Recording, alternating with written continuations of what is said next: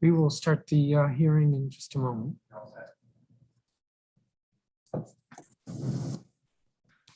Chairman, my sound was not working earlier. I'm just doing a sound check to make sure you can hear me. So I can really mess you up if I pretend I can't hear you, right? That's right. You could just silence me. So Pretend I you can't hear I can't hear a word you're saying. I didn't hear you just say you can't hear me. me. But you can hear me? Yes. All right, Okay. let's get started. I'm going to order this hearing. This is a public hearing of the Committee of the Whole of the Council of the District of Columbia. I am Phil Mendelson, Chairman of the Committee of the Whole and Chair of the Council. Today is Wednesday, November 3rd, 2021. The time is 11:13 in the morning. And this hearing concerns 8 measures introduced by different council members that have to deal with the naming of streets or places. Most of these proposed namings are symbolic namings. That is, it would be in addition to, not take the place of, an official name that already exists. The subject of today's hearing is Bill 24-211, the Alpha Phi Alpha Way Designation Act of 2021, which would symbolically designate First Street Northwest between Bryant Street and Michigan Avenue as Alpha Phi Alpha Way. The second bill is Bill 24-22, entitled the Jamal Khashoggi Way Designation Act of 2021.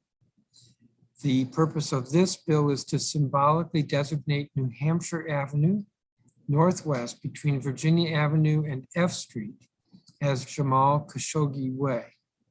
The third bill is Bill 24-24, entitled the Ruth Bader Ginsburg Way Designation Act of 2021. The purpose of this bill is to symbolically designate Virginia Avenue between Rock Creek and Potomac Parkway. I'm sorry, I'm not stating that correctly. To symbolically designate Virginia Avenue between Rock Creek and Potomac Parkway and New Hampshire Avenue as Ruth Bader Ginsburg Way. The next bill is 24-117, entitled the Armstead Barnett Way Designation Act of 2021. The stated purpose of this bill is to symbolically designate the 600 block of Division Avenue Northeast, which I believe is in Ward 7, as Armstead Barnett Way. The next bill is 24-145, entitled the Navy Place Southeast Redesignation Act of 2021. The purpose of this bill is to officially redesignate the street known as Ellen Wilson Place Southeast as Navy Place Southeast. The next bill is Bill 24-160, entitled the Willie J. Hardy Memorial Bridge Designation Act of 2021. The purpose of this bill is to officially designate the bridge on Benning Road Northeast, located between 34th Street and Minnesota Avenue, as the Willie J. Hardy Memorial Bridge. Ms. Hardy was a former council member and I believe the first home rule council member from Ward 7. The next bill is Bill 24-214, entitled the Alice Washington Way Designation Act of 2021. The stated purpose of this bill is to symbolically designate the 2700 block of Sherman Avenue Northwest as Alice Washington Way. The next bill is Bill 24-233, entitled the Rebecca Coder Park Designation Act of 2021. The stated purpose of this bill is to officially designate the park subsection of Francis Field, bounded on the east by 25th Street Northwest, on the west by the fence surrounding the athletic field, and the north by the concrete walkway into the athletic field's north gate, and on the south by the loading dock driveway for the building located at 2501 M Street Northwest, to officially designate this as Rebecca Coder Park. The next bill which I believe is the last bill on our list, is Bill 24-336, entitled the Wiltberger East Alleys Designation Act of 2021. The purpose of this bill is to symbolically designate the public alley system within Square 441. Square 441 is bounded by Wiltberger Street, T Street,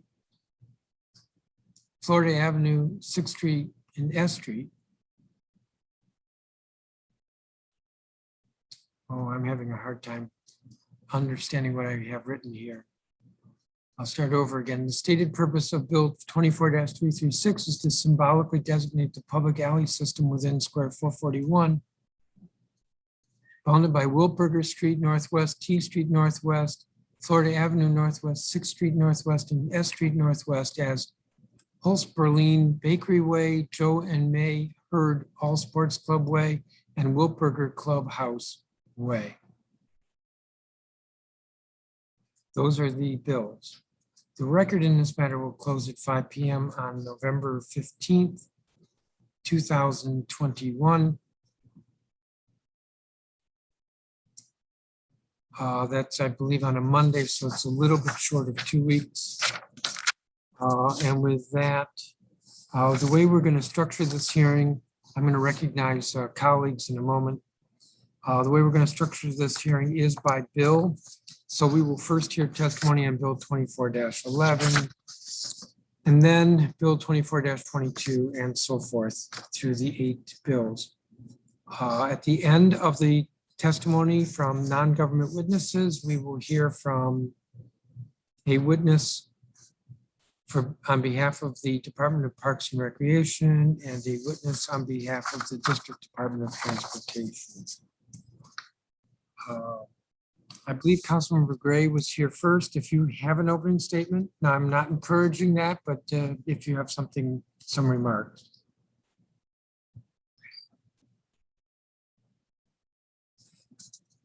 You are muted, Mr. Gray. Muted. Am I unmuted now, Mr. Chairman? Your beautiful voice can be heard loud and clearly. Thank you so much. I appreciate it. I want to thank you for convening the hearing on these various bills today. I'm especially interested in the Armstead Barnett Way designation. You properly indicated, Mr. Chairman, this is located in Ward 7, right in the area of Division Avenue in that area of the city, Mr. Chairman. Armstead Barnett was an iconic figure who was involved in helping to establish opportunities for people in that Division Avenue area, and we just feel that having something symbolically named for him is an appropriate thing to do, Mr. Chairman. In addition to that, we're going to I want to testify or just speak to which you've already identified, and that is the Willie J. Hardy naming opportunity. She was the first council member in Ward 7, and was an absolutely she was irrepressible in terms of being a fighter for people who lived in the District of Columbia, and she worked, frankly, all over the city, Mr. Chairman, and it is just appropriate, I think, at this stage that we make sure we name something in her memory and in her honor for the great work that she did as a council member, as a part of Home Rule. So I'm delighted to be able to speak on both of those issues that I identified, that you have identified as well. And I appreciate the opportunity for those who have come out to testify today on their respective behalf. So thank you, Mr. Chairman.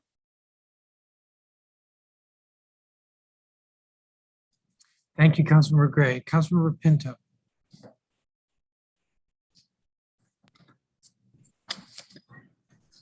Thank you very much, Chairman Mendelson, for holding this hearing on several designation bills, including 3 bills that I introduced this year that would establish Jamal Khashoggi Way, Ruth Bader Ginsburg Way, and Rebecca Coder Park, all of which are in Ward 2. And as you noted, we symbolically name streets to honor someone often who's made a significant positive impact on our city, our country, or our community, and for historically significant places or actions. And today, I am thrilled that we are speaking about honoring these individuals, especially Jamal Khashoggi, Associate Justice Ruth Bader Ginsburg, and ANC Commissioner Rebecca Coder. So I want to just speak briefly on each of them. Jamal Khashoggi is a Washington Post columnist and resident of the Washington metropolitan area. He was murdered by agents of the government of Saudi Arabia in the Saudi consulate in Istanbul, Turkey on October 2nd, 2018, sparking worldwide outrage, but little action. Through his journalism, Jamal Khashoggi was a fierce advocate for democracy, human rights, and the rule of law. This designation of the street where Royal Embassy of Saudi Arabia is located in Washington, D.C., will memorialize the life of Jamal Khashoggi. The designation will further serve as a tribute to a fallen neighbor and an expression of support by the residents of the District of Columbia for the indispensable value of free speech and a free and independent press. Whenever journalism is under assault, our freedom and democracy is under assault. We cannot function as a society without a free and fair press. We know this all too well here in Washington, D.C., when last January 6th, violence was perpetrated against journalists covering events unfolding at the United States Capitol. And to now see this violence and targeting of journalists perpetrated in our own city and country is unacceptable. We must stand up to this violence and for our values wherever it occurs, at home or abroad.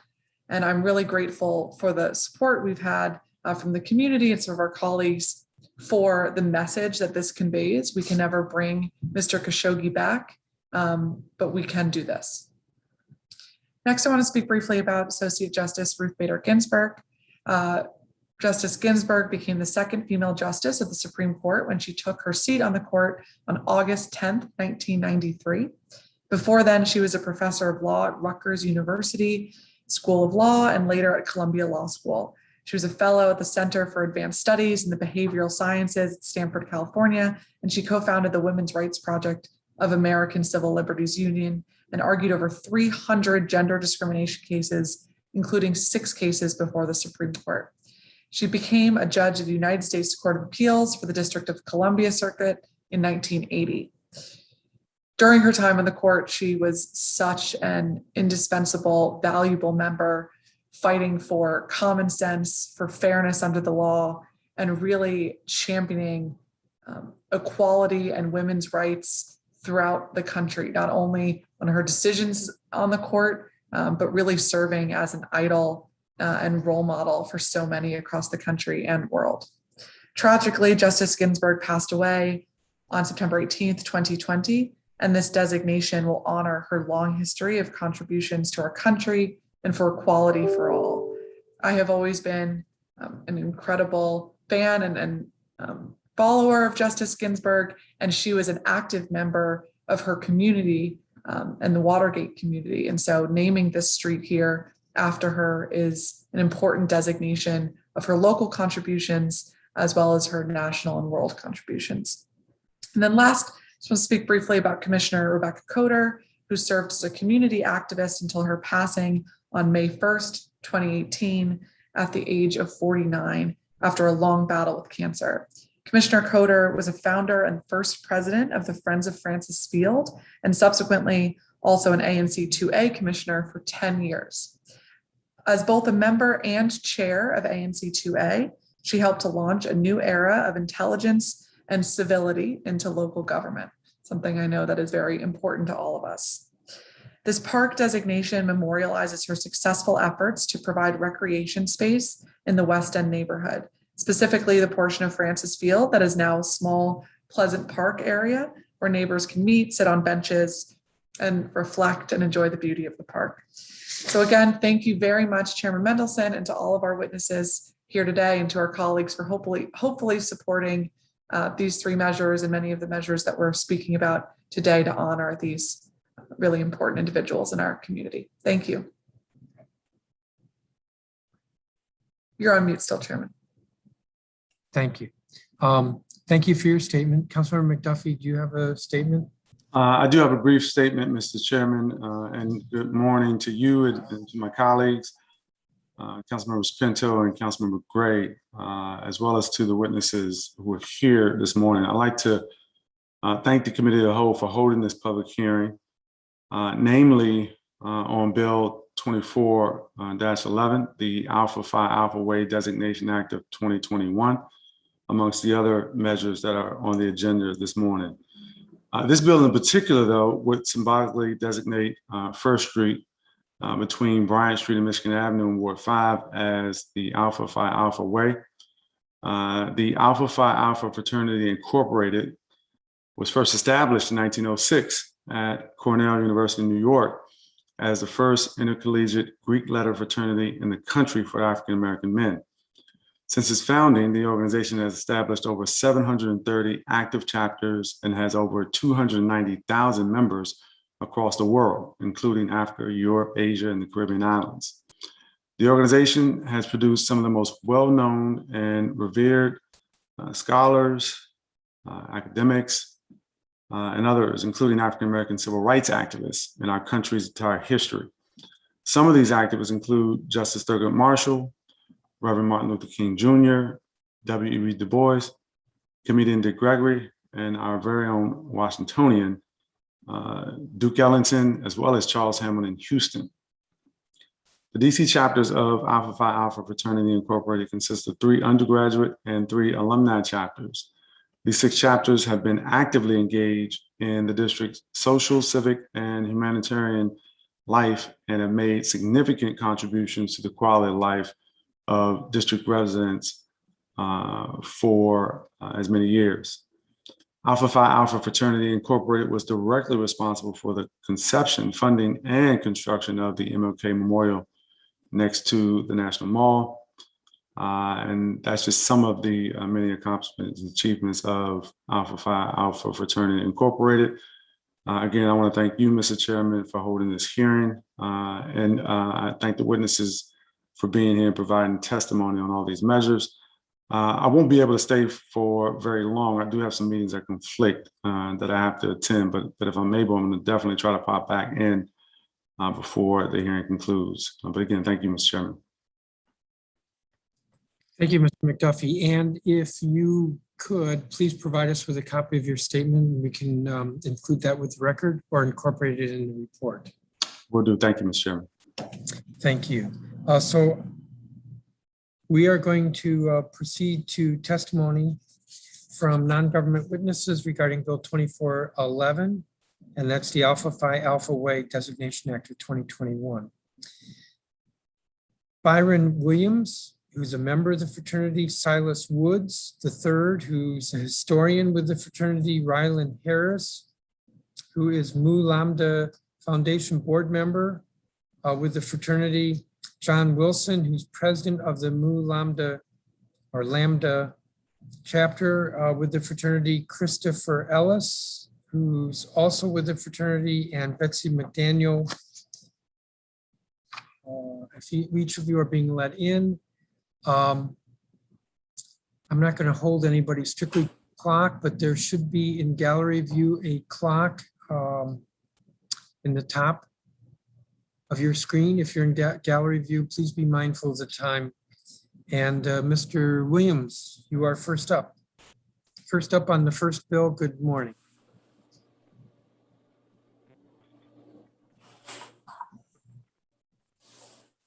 We can't hear you for some reason. You don't appear to be muted. I'm guessing it might be a connection with your Bluetooth. Or it might be you have to select the correct microphone.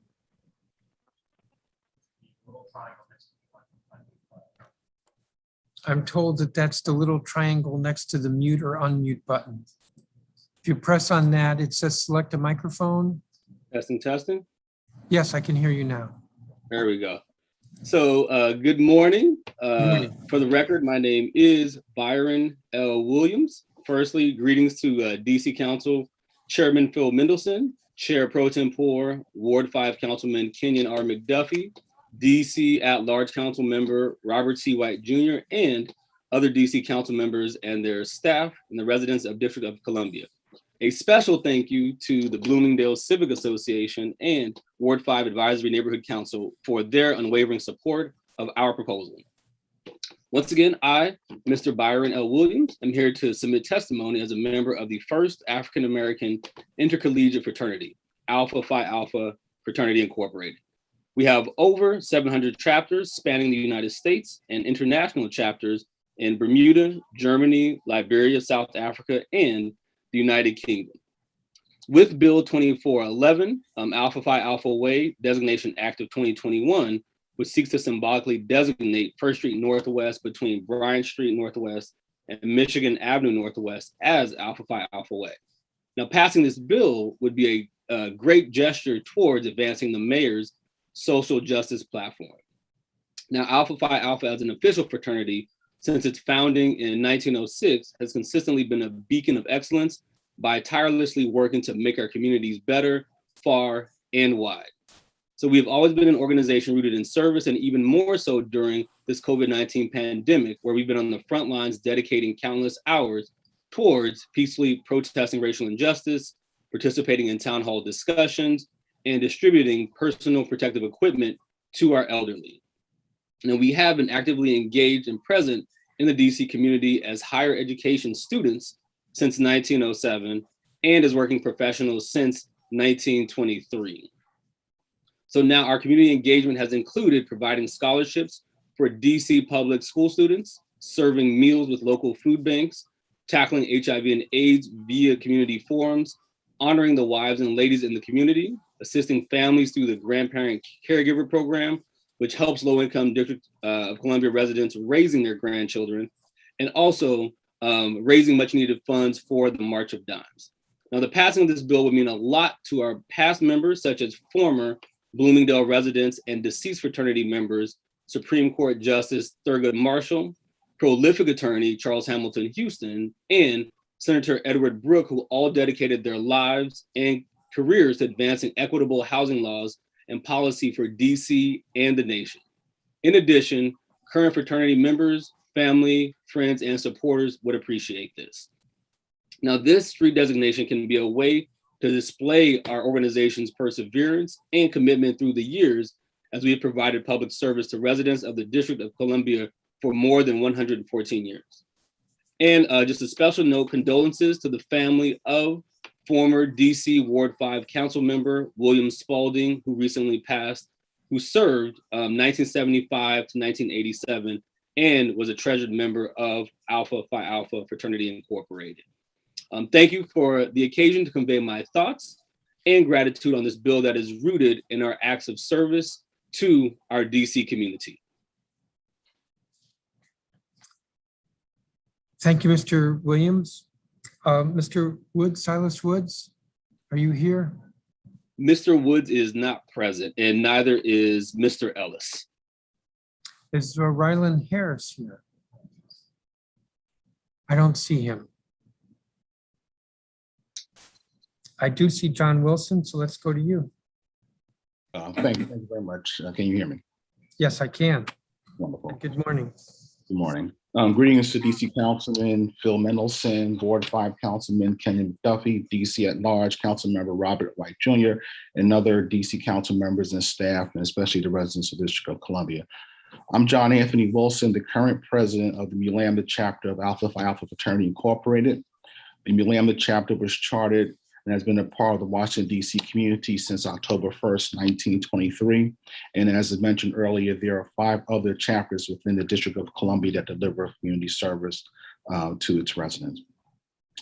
In the District of Columbia, Alpha Phi Alpha has made an indelible mark by being involved in social justice, law, diplomacy, politics, education, youth development, and many more professions. One of our fraternity's founders, Nathaniel Allison Murray, was a longtime science educator at Armstrong Manual Training School, also known as Armstrong Tech. I ask that you cast your vote as yes on this proposal, as it will speak volumes to our current and future generations of our brotherhood, along with the communities we fervently serve. We hope you use this opportunity to recognize our love for DC and our deep roots in our Ward 5 community and our work across the district. Since December 1906, Alpha Phi Alpha has been tenacious in our campaign for equitable rights and civil rights. Alpha Phi Alpha's local chapters and members in the District of Columbia have kept that fire burning ardently.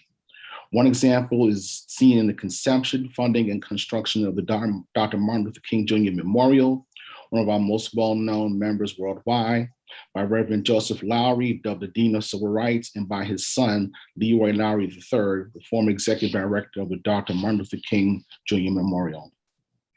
Alpha Phi Alpha has taken our responsibility seriously. Before and during the current COVID-19 pandemic, we have continued to mentor youth, provide regular assistance to the House of Ruth, a local women's shelter, assisting the mayor's canvassing efforts to provide vaccination information to DC residents, conducted voter registration drives as a part of our Voteless People as a Hopeless People national program, distributed personal protective equipment to our elderly, and confronted racial injustice peacefully. Alpha Phi Alpha has been present and actively engaged in the DC community as working professionals since 1923 and have partnered with numerous community-based organizations focused on health, safety, wellness, along with initiatives under various mayors, council members, and advisory neighborhood councils. Our community engagement has included mentoring youth, feeding the hungry, raising funds through the March of Dimes, providing scholarships for District of Columbia public school students, serving food at Martha's Table, building play spaces for children in underserved communities, coordinating clothing drives for interned men, addressing AIDS, HIV, teaching self-defense to students on college campuses, hosting an annual Congressional Black Caucus reception, health and wellness initiatives for the community, partnering with the District of Columbia Public Schools to facilitate leadership development, programs for youth, honoring the wives and ladies of the community, partnering with So Others May Eat, civic engagement, and providing child and family services, meals, and toys. Thank you for giving me this opportunity to elaborate on the work of Alpha Phi Alpha has invested in the DC community and why this bill means so much to the brothers and allow me to express my thoughts. Thank you. Thank you, Mr. Wilson. I see that Marlon Harris is here. If you could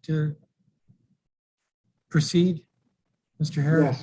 Yes. Good morning. Good morning, and greetings from Alpha Phi Alpha Fraternity Incorporated. Mu Lambda is the 111th chapter house of Alpha Phi Alpha, chartered October 1st, 1923, and is located at 2405 First Street, Northwest in Ward 5. My name is Rylan Harris. I am a 36-year member of Alpha Phi Alpha Fraternity and a Washingtonian by heart. I am the son of the late Doctors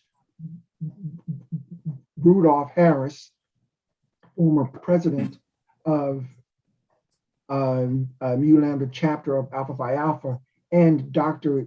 Jeanette Austin Harris, the first city historian for the District of Columbia. Chairman Bendelson, Councilman McDuffie, and to the rest of the staff of the Committee of the Whole, I've come before you to support Bill 24-11 Alpha Phi Alpha Way Designation Act, and to provide testimony on why the symbolic street naming designation will create a positive landmark within the community. Today, Alpha Phi Alpha continues to lead the effort in supporting the citizens of the District of Columbia through local national programs and partnerships. Alpha Phi Alpha was founded in 1906 by 7 college visionaries known as jewels of the fraternity. In the 98-year history of the Washington, D.C. chapter of Mu Lambda, there have been many members that have impacted the lives and residents of the district. You have heard a few. Please allow me to offer a couple more. Charles Harris Wesley was a historian, college president, and AME Zion pastor in the district. The original Tuskegee Airman, Walter Walt Kenneth Robinson, managed the U.S. Post Office, a mail delivery and collection division for Washington, D.C. Attorney Thomas Duckenfield was the first African-American clerk of D.C. Superior Court. Washington Senators baseball player Fred Valentine is a member of our chapter. Washington, D.C. Hall of Famer in Science and Technology, Dr. Garnett Elmer Wood is a member of our fraternity, and an honorary member of our fraternity is Frederick Douglass. The Black Lives Matter Plaza of 2020 was an extremely visible street naming project. It provided citizens a chance to gather in the name of social justice, and it garnered a positive national support and recognition.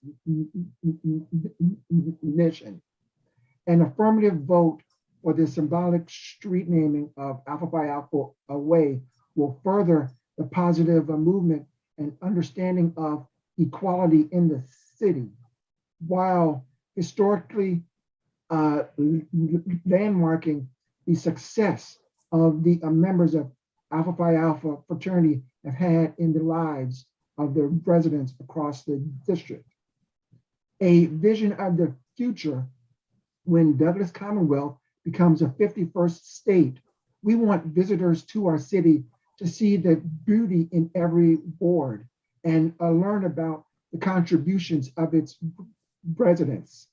This street naming bill will symbolically document the influences from the residents that are members of Alpha Phi Alpha who have positively impacted the lives of our citizens.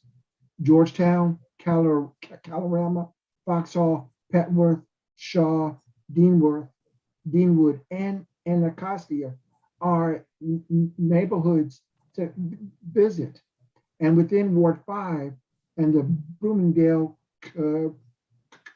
community, we want Alpha Phi Alpha Way to become a landmark where visitors will inquire, what is Alpha Phi Alpha and why is there a street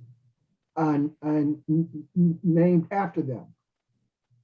Awareness, understanding, and contributions to the city, social justice, fair housing, and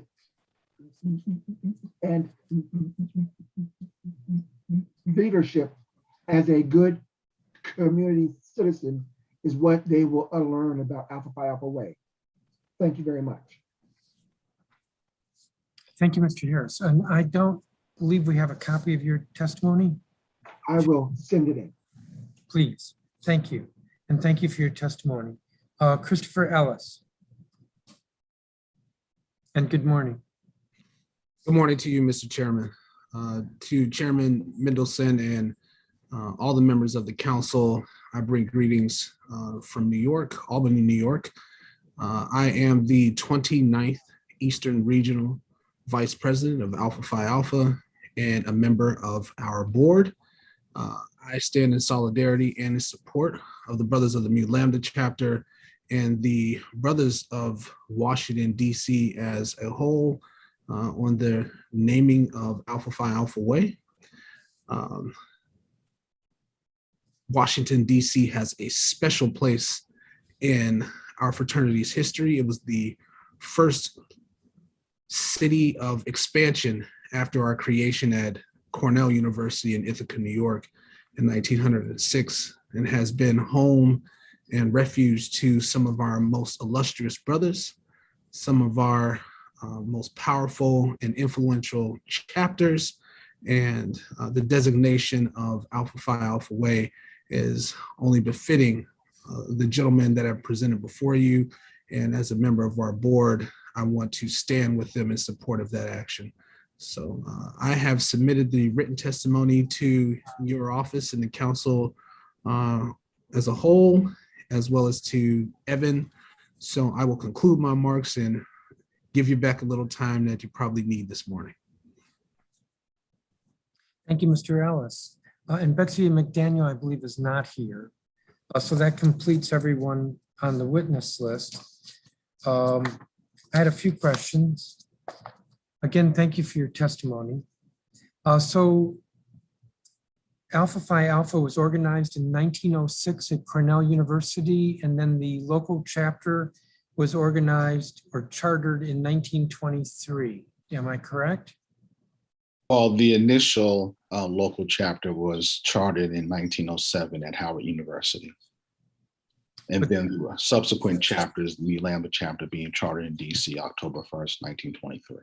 So are there two chapters in DC, or the first one kind of went defunct? No, there are 6 active chapters in Washington, DC. Ah, One at Howard University, undergraduate, one at Howard University, the other at the University of District of Columbia, and the other one at George Washington University, Catholic University, and Georgetown University, along with 3 alumni chapters in the District of Columbia. so it's this chapter that was organized in 1923. And, Correct. and this chapter is located at the 2400 block of First Street. Yes.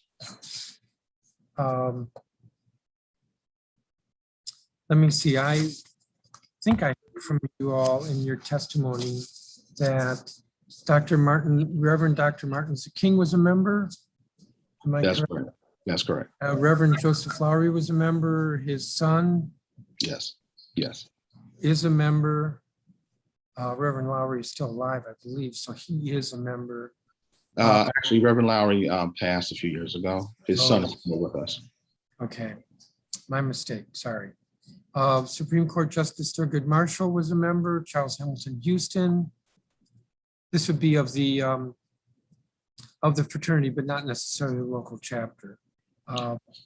Andrew Young, Duke Ellington. Duke Ellington was a member. Yes, correct. Duke Douglas was an honorary member. Senator Edward Brooke. Yes. I got that right? Yes. Somebody mentioned Bill Spalding. Were there any other DC council members who were a member? Yes. This is Brother Marion Barry. Who? Marion Barry. Yes. And Brother Vincent Orange.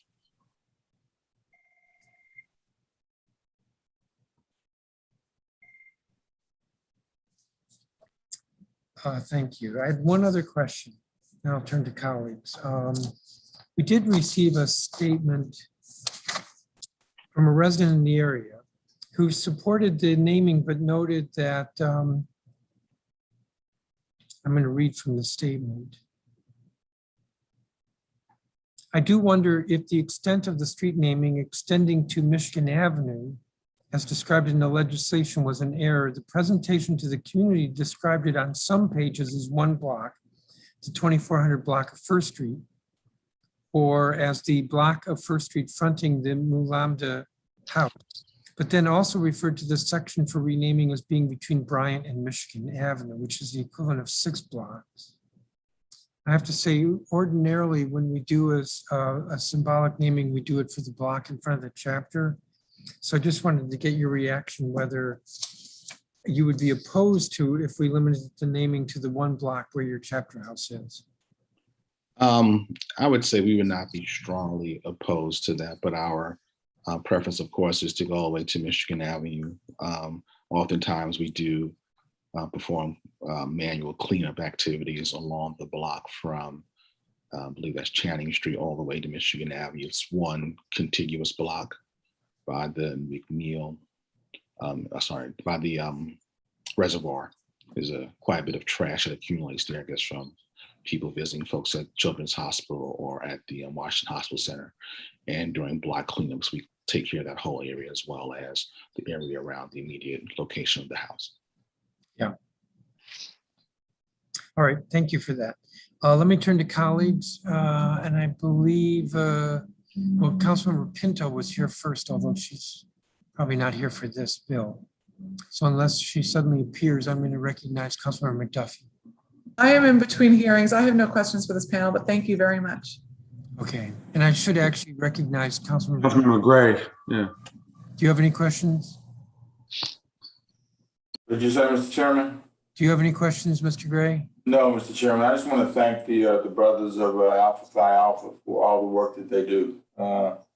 They've done tremendous service work here in the District of Columbia and other places, and I just want to commend them for their continuing service to the people of this city in particular, and then other areas of the nation as well, where they work so hard to help facilitate service to people who live in those areas. So thank you, Mr. Chairman. Thank you. Councilmember McDuffie. Thank you, Mr. Chairman. I don't have any questions, but I too want to thank the brothers of Alpha Phi Alpha Incorporated for taking the time to provide the committee with the testimony and for your fraternity's history of contributions to Washington, D.C., to the area in and around Howard University, including along First Street, Bryant Street, where the house is located, and across the country and the world for that matter. You definitely has not gone unnoted. I would say, Mr. Chairman, I know you asked about the 1 block versus the 6 blocks, and you referenced the statement of the one resident who offered a statement, perhaps raising concerns. And you mentioned that ordinarily we do these symbolic namings for 1 block. I'll just point out that this is no ordinary organization and that they have done extraordinary work collectively as a fraternity. And I think significantly by some of the members that have been referenced already in my testimony and the testimony of some of the brothers of Alpha Phi Alpha who testified. I think you asked questions confirming some of the members. And it really, I think would be a testament and honor to the fraternity to go to Michigan Avenue. I also point out that as it stands right now, that area, although it sounds long, 6 blocks, does not currently have anybody living along beyond the point between Bryant and Shannon, which is, I believe, the 2500 block of First Street.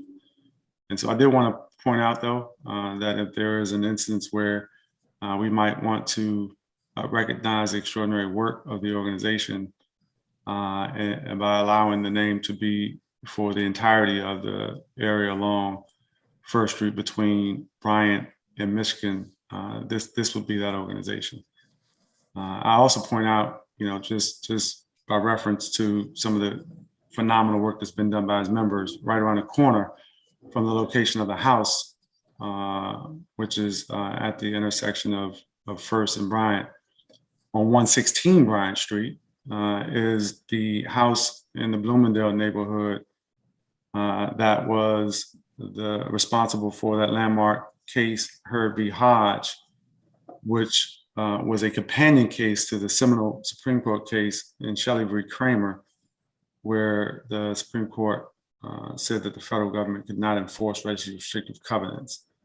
And the attorney, one of the attorneys representing the family in that case was Charles Hamilton Houston, who I know you're very familiar with, Chairman Mendelson, and you and I worked together to pass legislation recognizing Charles Hamilton Houston. And hopefully we'll have the statue built soon in honor of Charles Hamilton Houston. We funded that statue a couple of years ago, Mr. Chairman, and it was great to have construction start on that. So maybe the brothers of Alpha Phi Alpha who are on this Zoom can help me advocate with the executive to make sure we get that statue built sooner rather than later.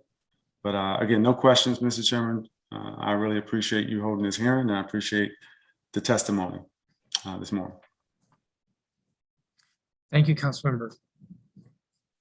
That's going to conclude the testimony on this bill. Again, I want to thank each of the witnesses, the members of the fraternity. Your testimony has been very helpful. I'm sure that we will be approving this legislation, so don't lose sleep over any of it. I'm not sure how quickly, but thank you, and your testimony has been helpful. So I'm turning now to the next bill, which is Bill 24-22, the Jamal Khashoggi Way Designation Act of 2021. We have a number of witnesses here, and I'm going to call all of them now. I'm not sure how to pronounce the name, Raid or Raid Shahar, who's with Democracy for the Arab World Now. William McCarran, who's Executive Director of the National Press Club. Nihad Awad, who is National Executive Director with the Council on American Islamic Relations. Karen Ataya, who's with the Washington Post. Sarah Leah Whitson, who's with Democracy, also with Democracy for the Arab World Now. Medea Benjamin, who's with Code Pink. Agnes Calamard, who's with Amnesty International. Atis Sengiz, who is or was the fiance of Jamal Khashoggi, and David Barrows, who's listed as a public witness. I'm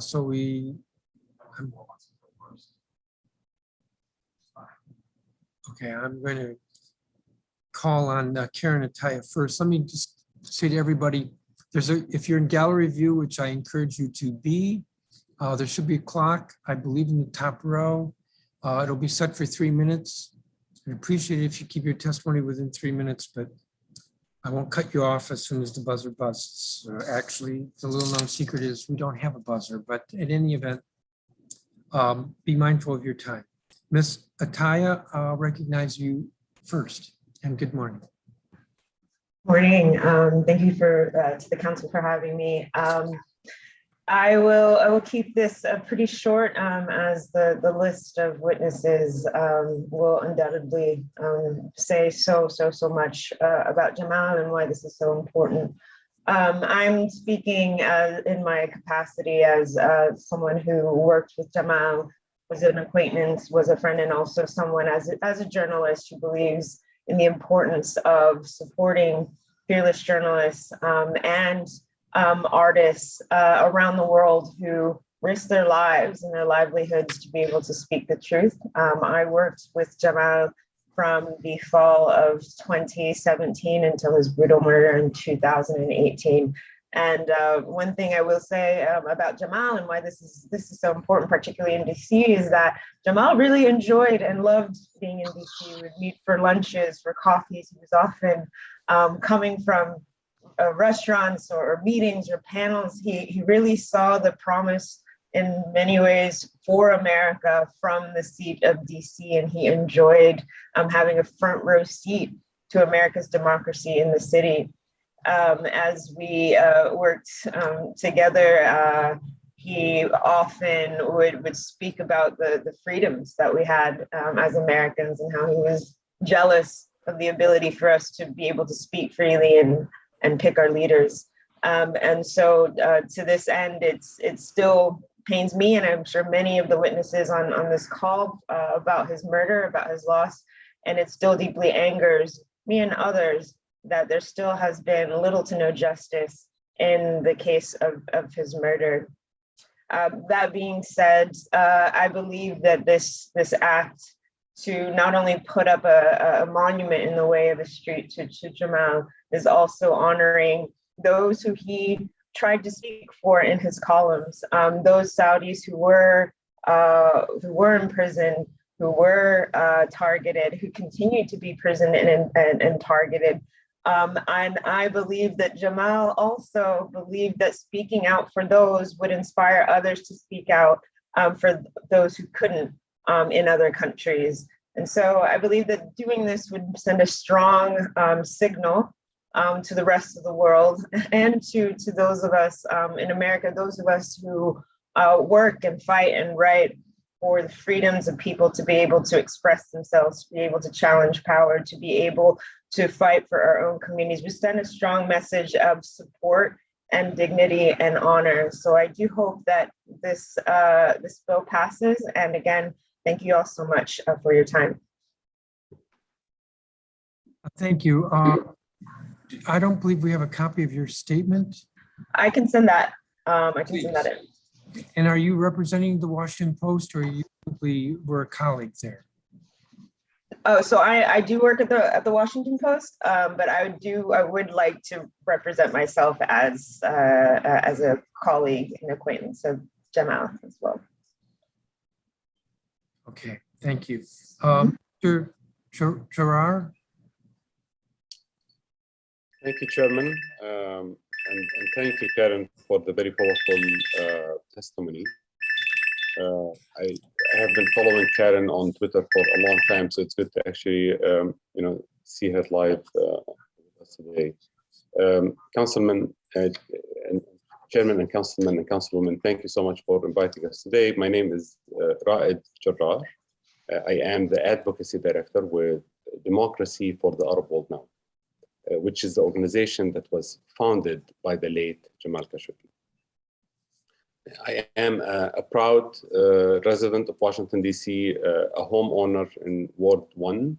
I've lived in D.C. Since 2006, and I'm very happy to see that Councilwoman Pinto introduced this bill, a very important bill to designate the street outside the Saudi Embassy in Washington, D.C.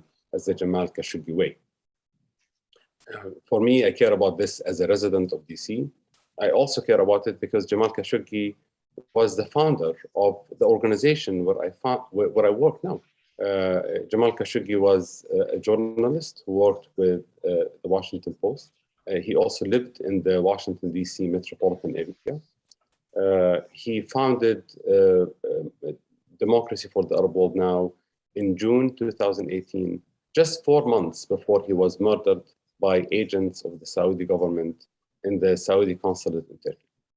So changing the name of the street is extremely important to me. It's extremely important to many of my community members here in DC because it sends a clear message that we will not forget about Jamal Khashoggi. We will continue to advocate for justice and accountability for him. And we want everyone who works at the Saudi embassy to see his name on that street sign every morning when they're going to work. We want everyone who is visiting that embassy to remember what the Saudi government did to Jamal Khashoggi and to realize that Jamal Khashoggi's legacy will live on. I joined almost 10,000 of my fellow DC and DMV residents last year in signing a petition to the DC Council. I included a copy of my petition in my written testimony that I submitted to the record yesterday. The petition calls on the DC Council to change the name of the street. Obviously, having 10,000 people sign the petition is a very clear message that this is an important issue, not just for us who work for the organization who was founded by Jamal Khashoggi, not just for us who know Jamal Khashoggi as a friend and a colleague, but for us as DC residents who care about peace and justice and accountability. I also submitted a letter on the record as a part of my testimony that was sent to the council yesterday. The letter was signed by 24 international and local organizations calling on the DC Council to change the name of the street. These organizations include my own organization, Democracy for the Arab World Now. They include Human Rights Watch, Amnesty International, Committee to Protect Journalists, PEN America, Reporters Without Borders, Article 19, Code Pink, Council for American Islamic Relations, CARE, the Washington Baltimore News Guild, Empower DC, One DC, One Common Unity, and the list goes on and on and on, including the Foggy Bottom Citizens organization where this name change is happening. So I think we have an overwhelming majority of citizens, of organizations, and of course, we're very thankful to Councilwoman Pinto for introducing this resolution in her Ward 2. Thank you, Chairman Mendelson, I do want to end my remarks by asking everyone on the council to vote yes and expedite the passing of this important designation so that we can actually see the street sign up soon. Thank you so much. much. Mr. McCarron.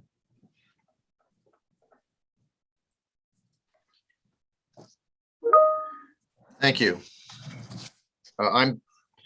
Thank you, Mr. Chairman, council members, fellow citizens. I'm William C. McCarron. I'm Executive Director of the National Press Club.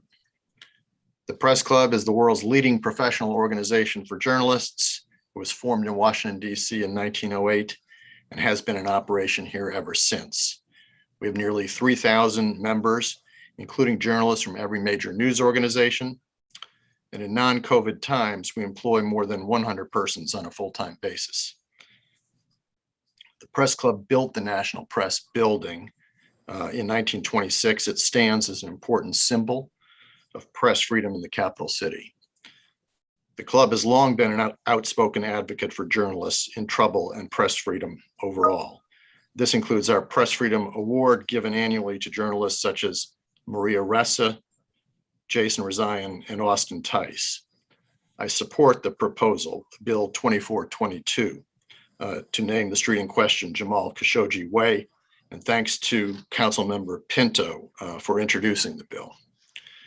Mr. Khashoggi was the 2018 recipient of the National Press Club's John Aubuchon Award for Press Freedom.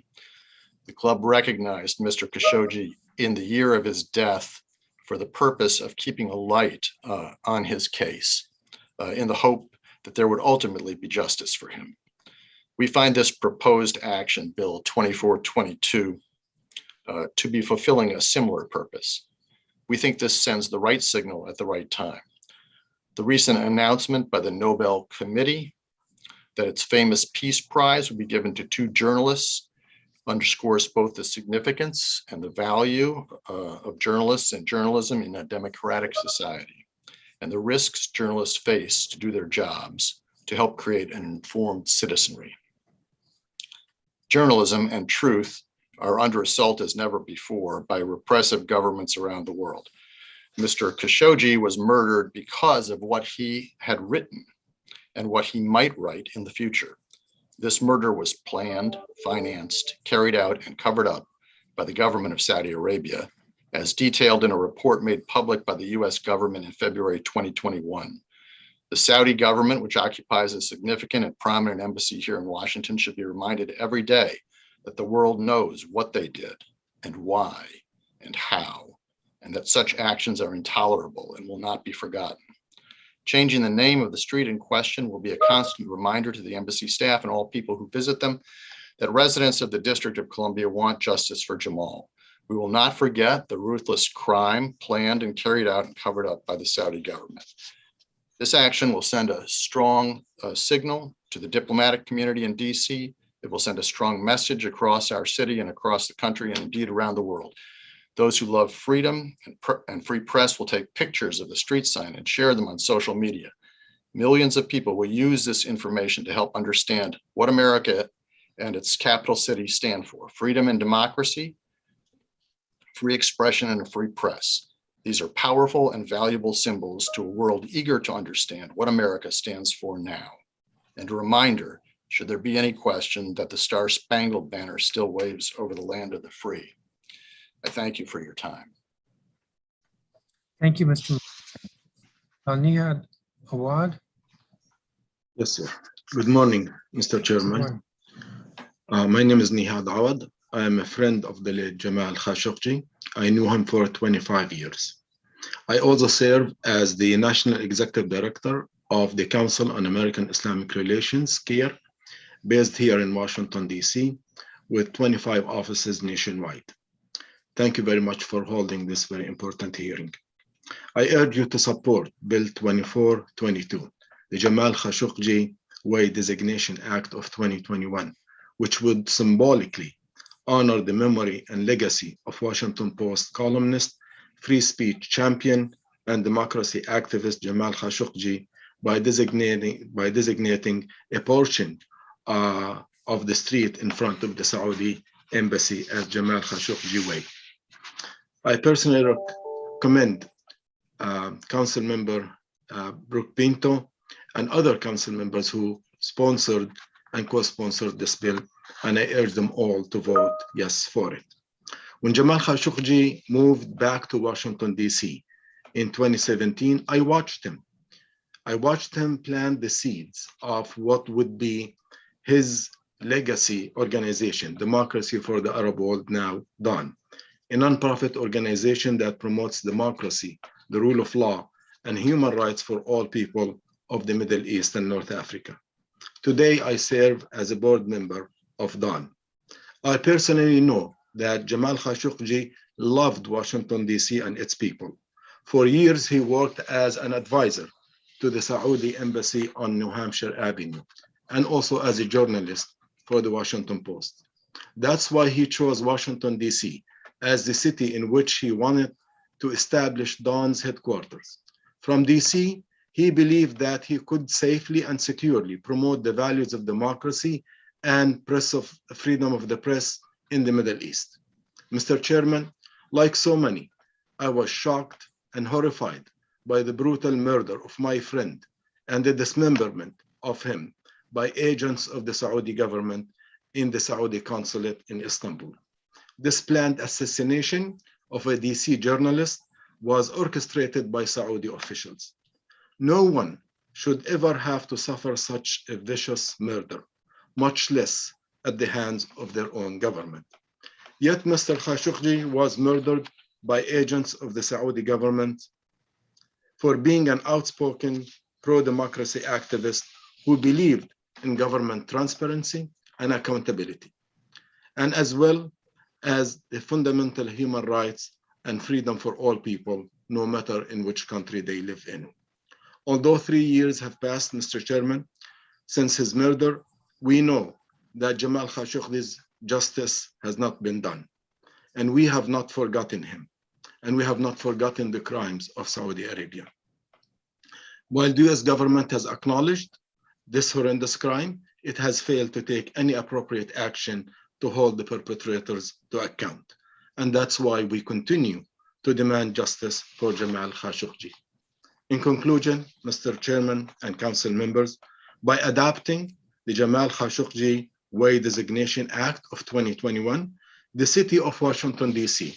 will be sending a powerful message to the world that Washington, D.C. honors the memory of Jamal Khashoggi forever. Those who value freedom of the press and the right of journalists to speak and write freely will owe you a great debt of gratitude should you adopt Bill 2422 and memorialize Jamal Khashoggi's name. And finally, they try to silence him. They try to quiet him.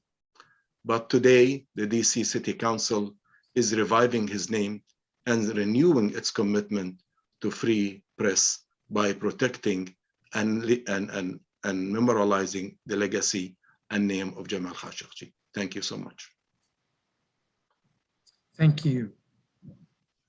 Sarah Whitson.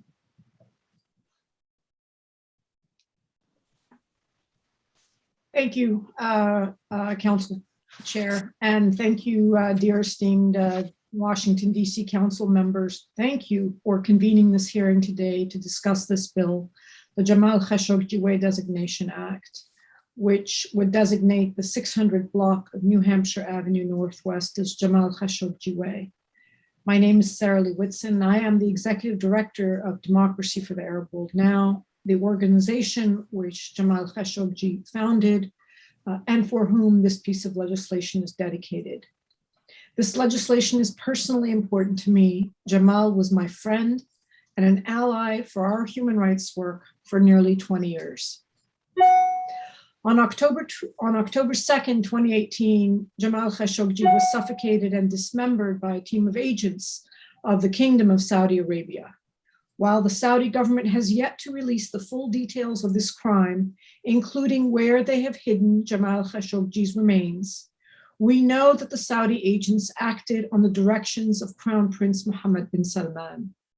We also know that the Saudi ambassador here in Washington at the time played a role in luring Jamal to travel to Istanbul, where they could carry out their ugly plan to murder him.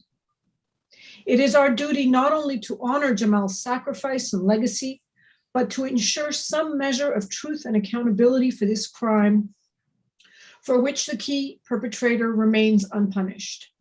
That's why I'm advocating that you approve the passage of this bill and support us in this effort.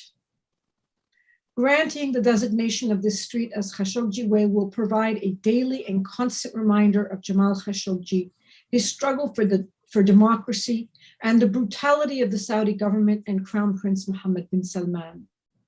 Such a designation will be a millstone for the Saudi government and a warning to tyrants everywhere that there will be some modicum of accountability for their abuses. Naming Jamal Khashoggi Way will show Crown Prince Mohammed bin Salman and the other brutal autocrats that we do not fear them and we will not be bought by them. The District of Columbia will have done its part to stand in solidarity with Khashoggi, with journalists and activists who are still attacked the world over, and to say, not on our turf. This is our district, and we will not stand for such heinous crimes. My organization, Dawn, continues the work of our founder to amplify the voices of democracy activists from the Middle East and to stand up to brutal autocrats in the Middle East and North Africa. Just as Jamal did, we stand with political prisoners and dissident exiles in their struggle for freedom and democracy. Mohammed bin Salman may have thought that in murdering Jamal, he would extinguish his voice. Not so. Jamal has become more famous in death, and his voice echoes through the region. Our organization is making sure of that. The Saudi government has poured millions into lobbying efforts, which my organization, Dawn, has highlighted in our Lobbyist Hall of Shame, to whitewash their many atrocities and to try to make the world forget about Jamal Khashoggi and his work. We are here today to say that we haven't forgotten, we will not forget, and we will make sure that those responsible are forced to reckon with their crimes every single day. Thank you. Thank you, Ms. Whitson. I don't believe we have a copy of your statement. If you would provide that, please. We will. Thank you. Ms. Benjamin?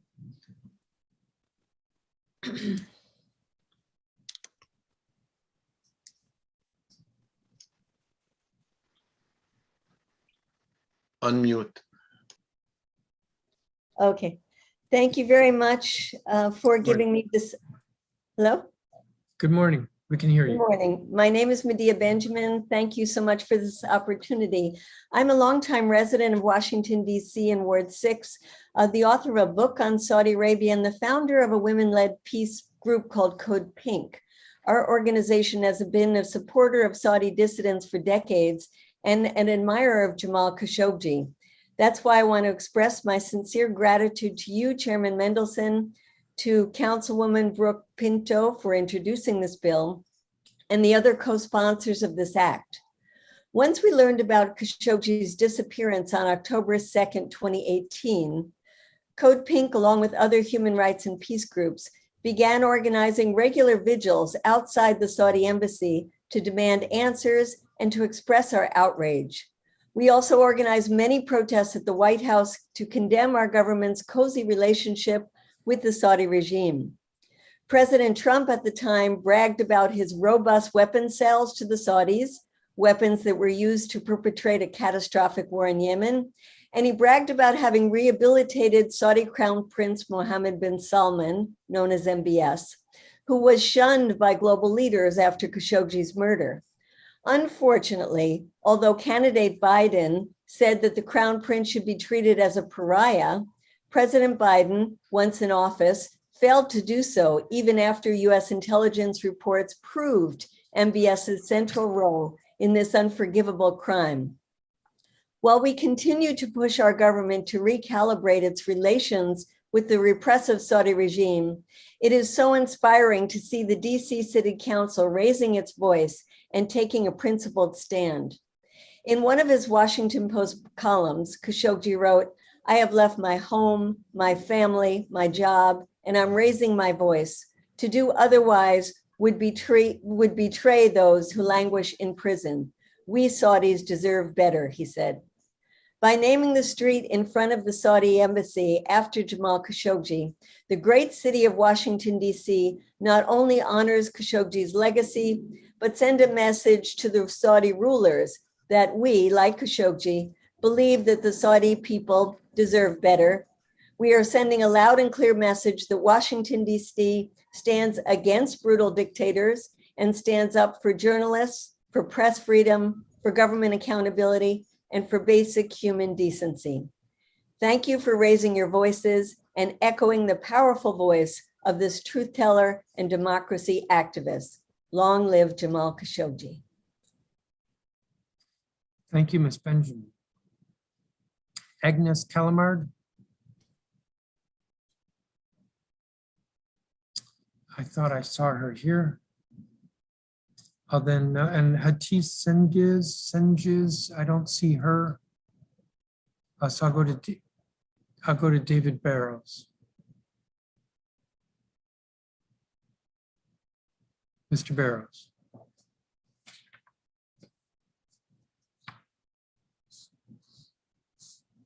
Hello. Ms. Calamard, Yes. why don't you begin?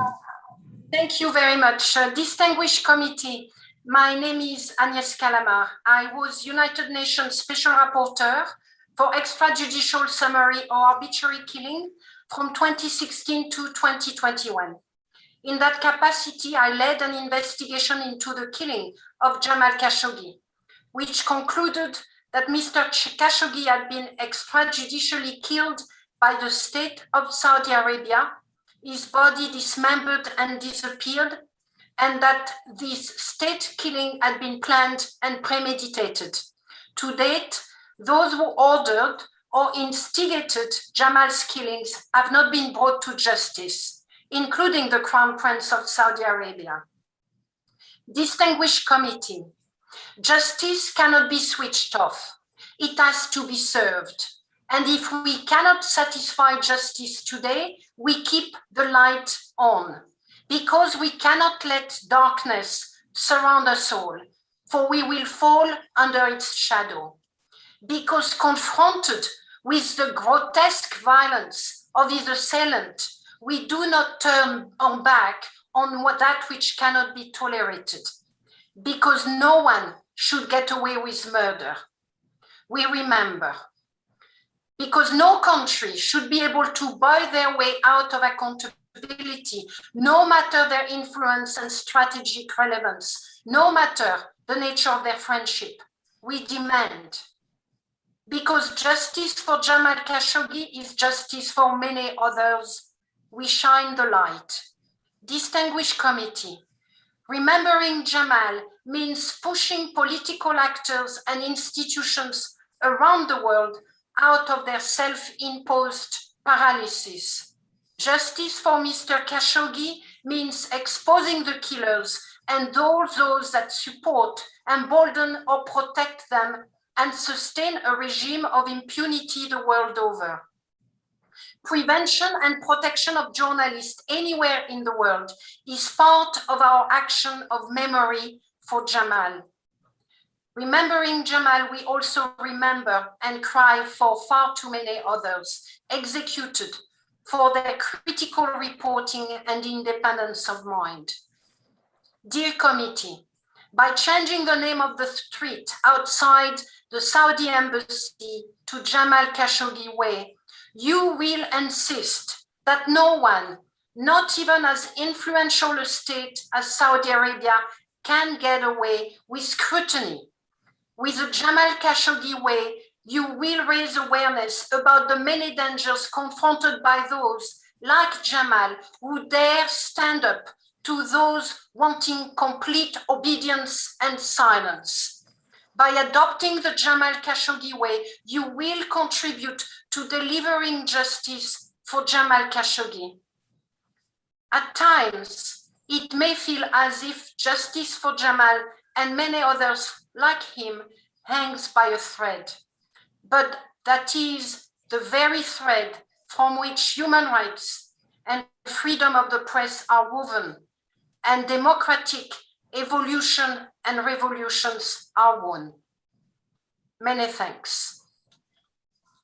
Thank you, Ms. Calamar. David Barrows? Hi, good morning.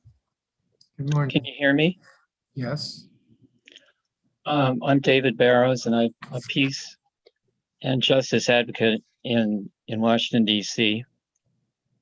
So I wish to say that by renaming a street along one whole side of the Saudi Arabian embassy here in our nation's capital to the Jamal Khashoggi Way, we, the federally unrepresented citizens of the District of Columbia, have the unique power to remind the Saudi royal family that we will never forgive or forget the murder of a highly respected journalist who was serving an American newspaper. This was a murder ordered by Crown Prince Mohammed bin Salman, according to all U.S. intelligence agencies.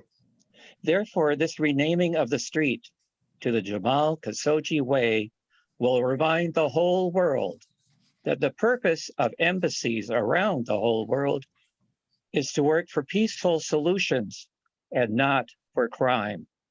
Thank you.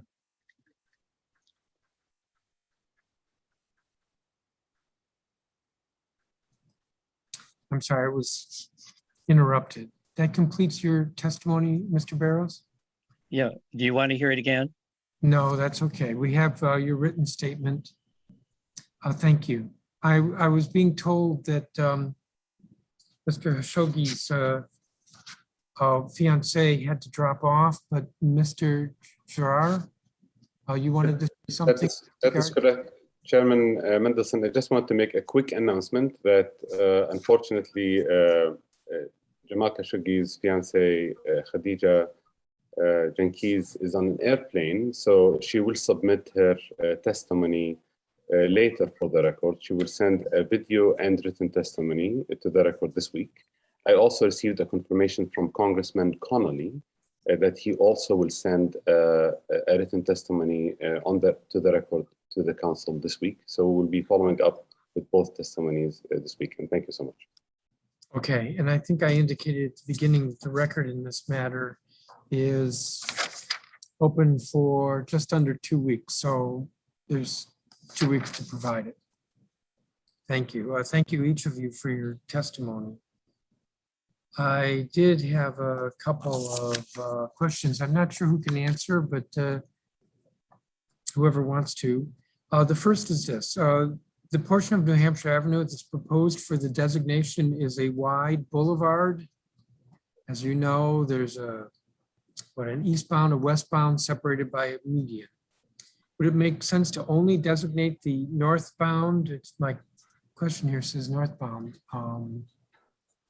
It's sort of northeast bound, or should the entire street be designated? Anyone have a view? Mr. Awad, looks like you want to say something. But unmute yourself, please. We prefer to see the whole section, Mr. Chairman. That segment in front of the embassy is very small and there is not much traffic there. So I know it is symbolic. I know there will be a lot of press. A lot of journalists will be very happy that the city of DC is honoring the memory of this journalist. But we would like as many people as possible to see it. Hopefully we will continue to honor his legacy because this is the only city in the world that will take action, and hopefully it will inspire other cities to do the same.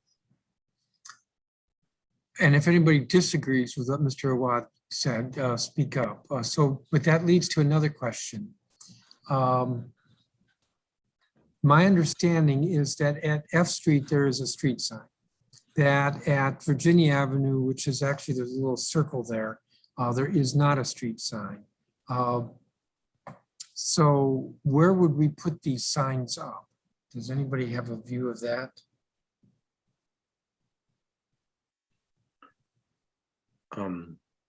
Mr. Awad. Yeah, I think so. When you finish with the roundabout and the embassy will be on your right-hand side, there is a sign there. Probably it is like one of the most visible corners.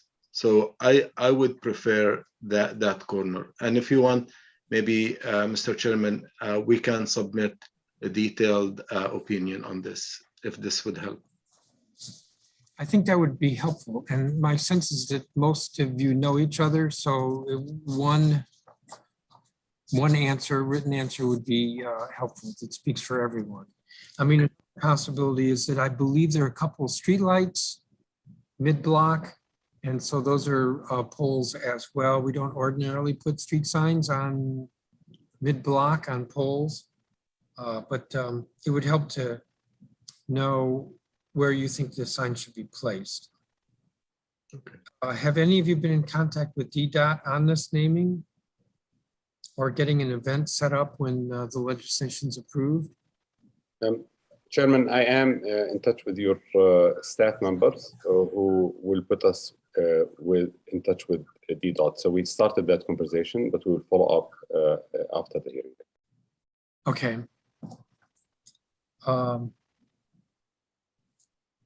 Yes, we went through something like this with regard to a dissident in Russia a few years ago, and there ended up being quite a bit of coordination that was required between our office, the District Department of Transportation, and those who were advocates for the sign.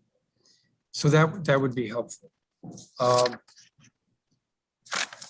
Let me turn to colleagues to see if there are questions. Mr. Gray, you were here first. Do you have any questions?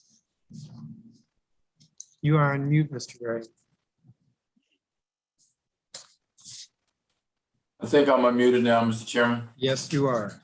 All right. Well, thank you very much, Mr. Chairman. Thank you for holding this hugely important hearing. I really appreciate the testimony of the witnesses. I think we all know of Mr. Khashoggi's brutal death that he experienced, at the hands of others. And I'm just glad that we can do something to commemorate him and the great work that he did as a journalist, working with the Washington Post and working with others around the world. So thank you very much, Mr. Chairman. I appreciate the opportunity to just make a statement on his behalf. Thank you, Councilmember Gray. I do not see Councilmember Pinto. That's going to conclude the questions that I have. Each of you are excused. We're going to continue with the hearing and the other bills that are before us.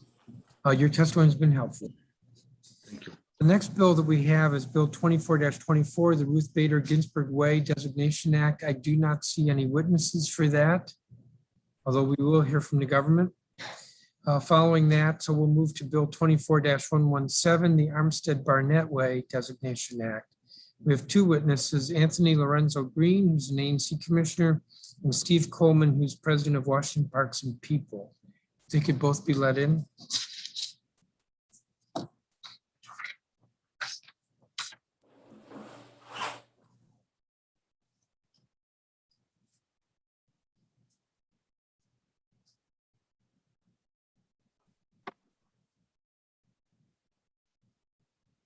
Mr. Coleman, you may be it. Why don't you proceed and we'll see if the commissioner shows up. Thank you, Mr. Chairman, and thank you, members of the council, and special thanks to Council Member Gray for leading the introduction of this historic legislation, and to Council Members Robert White, Brooke Pinto, and Mary Shea for co-sponsoring. It's interesting and very appropriate to have this matter coming before the council together with such world-renowned figures as Ruth Bader Ginsburg and Jamal Khashoggi. Armstead Barnett was and remains a deeply celebrated hero of far Northeast DC and really of all of Washington. He was a homegrown leader who came here from working in a cotton factory and worked his way up to being a butler for 3 presidents and a chef in the White House, living in the White House under the Roosevelt, Truman, and Eisenhower administrations, and then as a sideline initially starting a catering business over on Sheriff Road in far Northeast DC that ultimately migrated to be a full-time and one of the biggest Black caterers in town. that then became historic as the launching place for so many Motown heroes, especially Marvin Gaye. Marvin Gaye had his very first performance, professional performance, in the old Crystal Room nightclub that Mr. Barnett created, performing with the Marquis and the Rainbows when he was just a teenager living in East Capitol dwellings a few blocks away. And as a result of that, the council has previously designated the adjacent side street of Foot Street as Marvin Gaye Way, which has been recognized by Motown as truly this historic place. That place today is known as the Riverside Healthy Living Center. And with help from the council and Councilmember Gray especially, it's become a real hub of the community, a place of celebrating music and history and culture and spoken word and food. We now have a successor to Mr. Barnett in the Fusion Grill, which was started in adverse conditions during the pandemic by a local Black resident who grew up in the neighborhood, graduated from Woodson, and it is now a thriving business and one that is operating in many ways in the spirit of Mr. Barnett. Because Mr. Barnett was so much more than a caterer or a businessman. He was a philanthropist. He was a leader. He was a visionary. He stood up for people who were down and out. He treated everybody as common members of the community all together. And really, you know, we celebrate heroes on that corner. We've got 206 community heroes honored on the mosaics on the block. But Mr. Barnett is the one who really set the tone for all of that. And we all kind of carry on in his wake. And so we're really honored to support and ask the council to pass Bill number 24-117 to rename that block of Division Avenue as a place of unity, not division, and pride for Ward 7 and for all of DC. Thank you. Thank you, Mr. We do not have a copy of your statement. We will send it with the permission of the chair. Please, it would be very helpful. And of course, we'll include it with the report. Thank you. The one question I have you addressed, which is the importance or who Mr. Barnett was. Let me turn to Councilmember Gray, see if you have any questions. Thank you very much, Mr. Chairman. I want to thank Steve Coleman. He's been a wonderful major contribution. I worked with Mr. Coleman on so many occasions, worked with him doing volunteer work in the soon-to-be Barnett Way area of Ward 7. And being able to honor Armstead Barnett in this way is really an important thing to be able to do. So thank you, Steve, for the work that you have done in so many different ways there. And now working with us to be able to honor Armstead Barnett for the work that he did on so many occasions and in so many ways on what will soon be a thoroughfare having been named for his great work in our city. So thank you very much for being here with us today. And thank you so much for your efforts on behalf of so many people who reside in Ward 7. So thank you, Steve. I appreciate it. You're very welcome, Mr. Council Member, and likewise.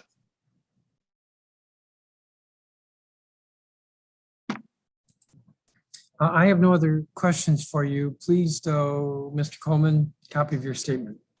Yeah, I just want to say that we're really just so grateful for this happening because there are so many heroes out there, and far Northeast DC has been forgotten for too long.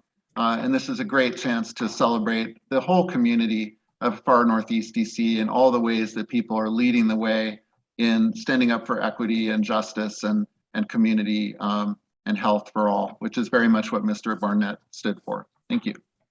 Thank you. You're excused, and Commissioner Green has not materialized. So we'll move to the next bill, which is 24-145 Navy Place Southeast. I will say this for the record because we do not have any witnesses listed. This would be for an official naming and official redesignation of what is now known as Ellen Wilson Place to be renamed as Navy Place. I have to say that I'm a little concerned here because somebody thought Ellen Wilson was important enough that the alley was named after her, and I know there used to be the Ellen Wilson dwellings there. And so I'm not sure why we would be redesignating it officially. Also, since we do not have any witnesses, it's unclear who the initiator is and whether the additional steps of notifying abutting owners, since this is an official designation, and posting notice, whether that's happened. So it may be that this matter will have to be rescheduled for another hearing. The next bill is Bill 24-160, the Willie J. Hardy Memorial Bridge Designation Act of 2021. This was introduced by a number of council members, but I'm relatively certain that Councilmember Gray took the lead on this. And would designate the bridge on Benning Road, located between 34th Street and Minnesota Avenue, as the Willie J. Hardy Memorial Bridge. It had another name earlier, which we removed because we named something else after that person. Commissioner Anthony Lorenzo Green is on the witness list for this, and he's not here. Let me turn to Councilmember Gray. Well, thank you, Mr. Chairman. It is a real honor for me to be a part of this naming on behalf of Council Member Willie Hardy, whose family we've connected with and talked with on several occasions in getting ready for this hearing. I have no doubt of their support, and they've been, again, as I indicated, they've been in touch with us. Again, Mr. Chairman, Councilmember Willie Hardy was the council member, the first council member representing Ward 7, and what seminal work she did on behalf of so many people across the city, but certainly, you know, in memory of her and in memory of the great work that she did. She was a fighter. She did not countenance people who just didn't honor the importance of people who didn't have all the means that everyone would like to have. She fought so hard. She fought so hard for people who just didn't have means to be able to get to a better place. So it is just fitting, Mr. Chairman, for us to be able to name this bridge now in her honor, and to honor the great work that she did on so many people, on behalf of so many people, as she went about her work. She never did it for fame or in any other way. She did it for the good reason of trying to give people an opportunity to be recognized and the needs that they have in our great city. So I'm just delighted to be a part of helping to make this happen, Mr. Chairman. And thank you so much for your work in bringing this to fruition, and hopefully helping us get this passed on behalf of Council Member Willie J. Hardy in the District of Columbia. Thank you so much, Mr. Chairman. Thank you, Council Member. We've been joined by Councilmember Brianna Nadeau. I'm guessing she's here for maybe the next bill and not this one, but in case you had anything you wanted to say on this bill. I do not, thank you. All right, well then let's turn to the next bill, which is Bill 24-214, Alice Washington Way Designation Act. And Bill would symbolically designate the 2700 block of Sherman Avenue in Ward 1 as Alice Washington Way. We have two non-government witnesses, Sandra Sabewan, who is the daughter of Alice Washington, and Kevin Webb, who's the grandson of Alice Washington. If they could both be let in.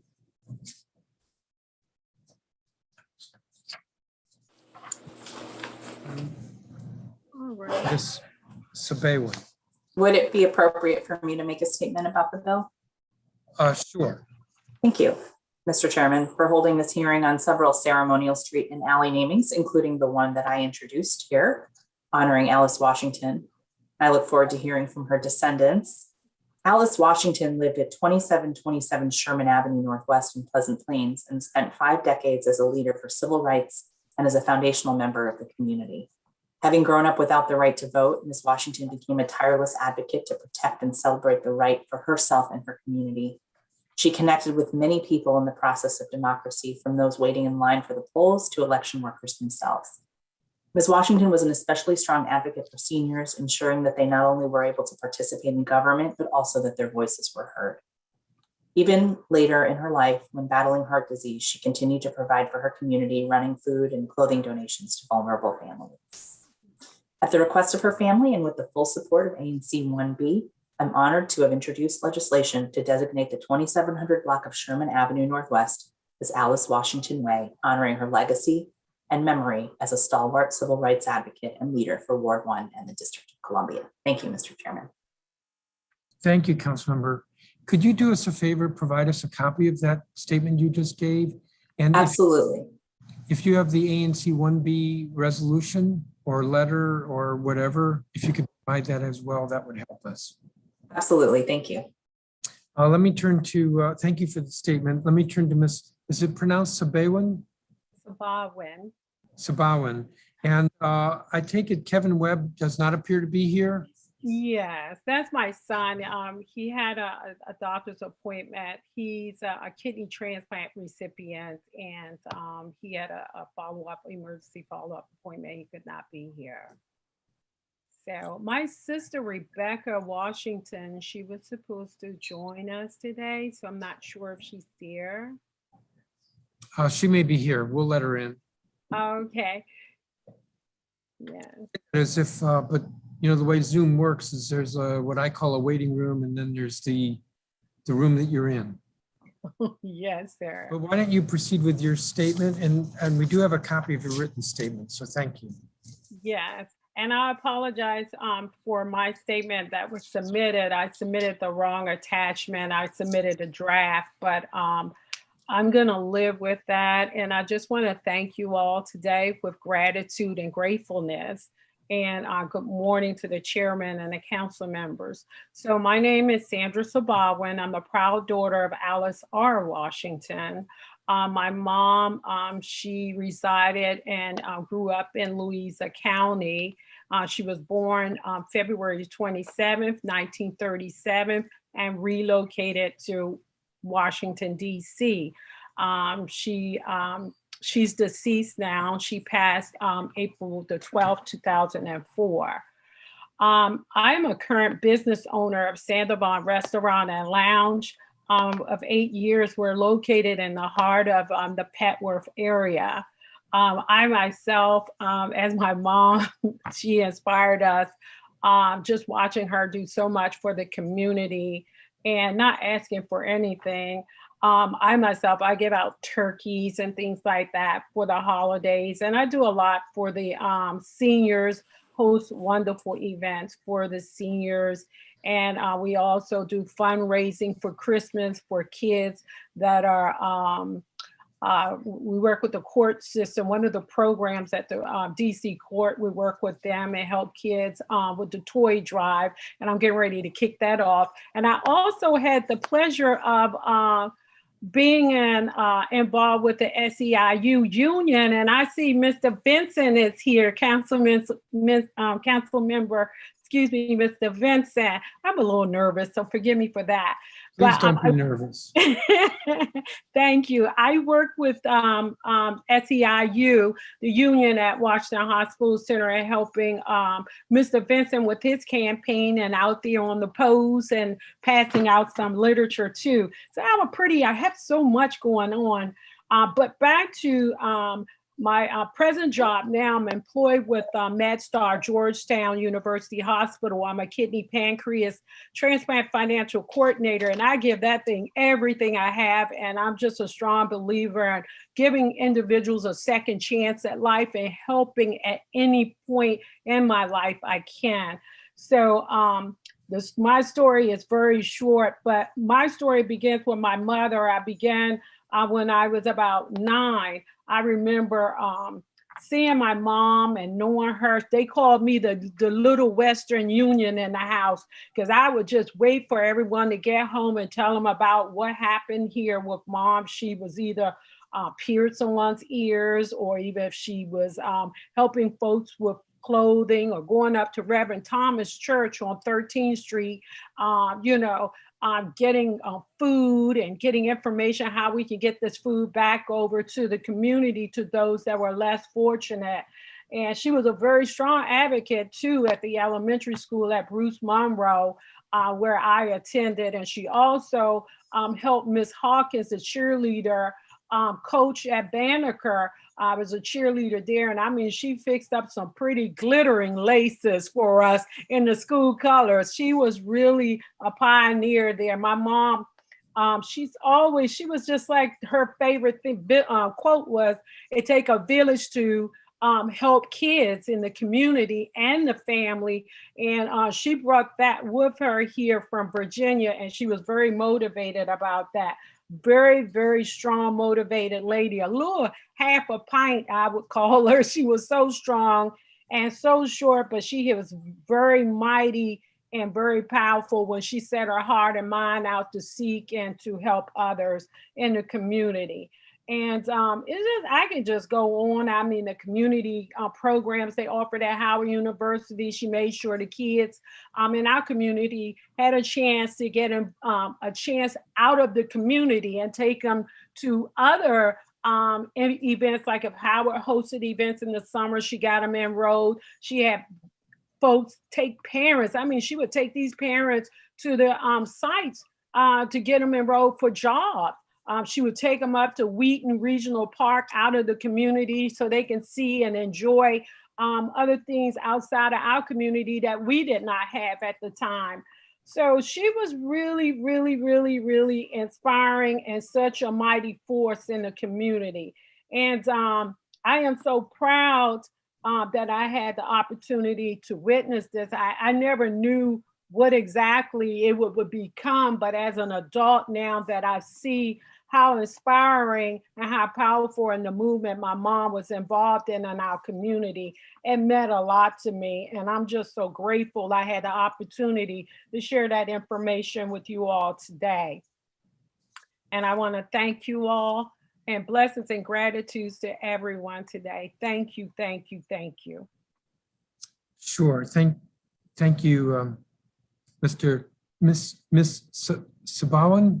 Yes. Miss You Sabawan. can call me Sandra. That'll be fine. I know I could, but this is a hearing and I need to be Okay. at a hearing. Thank you, sir. Thank you. So Kevin Webb is not here, but Rebecca Washington is, and she is another daughter of Alice Washington. Yeah, she's actually my oldest sister. She's the oldest of 10. So Miss Washington, Miss Washington, if you could show yourself and testify. Yes, good morning. Good morning. No, I'm sorry. Good afternoon, Mr. Chairman and council members. Oh, you're right. It is afternoon. It is a pleasure. It's a pleasure and an honor to testify today on the Bill 24-214, naming Alice R. Washington Way designation 2021. On behalf of the Washington family, we thank you for this opportunity. I'm Rebecca Washington, the most proud oldest daughter of 10 of the civil rights icon, Mrs. Alice Rebecca Washington. I'm a retired salon owner of 8 salons, publicity chair for the DC Senior Cameo Club. I volunteer services for the initiatives for 8 wards for senior residents in the District of Columbia, Department of Aging and Living. I'm ambassador, founder of the Believe in Your Dreams prom for the 8 wards in the District of Columbia High School low-income graduating students for their prom events. Alice Washington was instrumental in laying the foundation for securing and maintaining the rights to vote for Ward 1 residents in the low-income African-American city public housing. Her struggles Her struggles through many challenges and hardships led to the passage of the Voting Rights Act of 1965. Mayor Merrill Beiser's office was a political influence. Mother was able to obtain the signatures required to complete the registration process for the Washingtonians to help place Marion Barry and other iconic traditional and non-traditional progressive officials alike on electoral ballots here in the District of Columbia. Activists like Alice Washington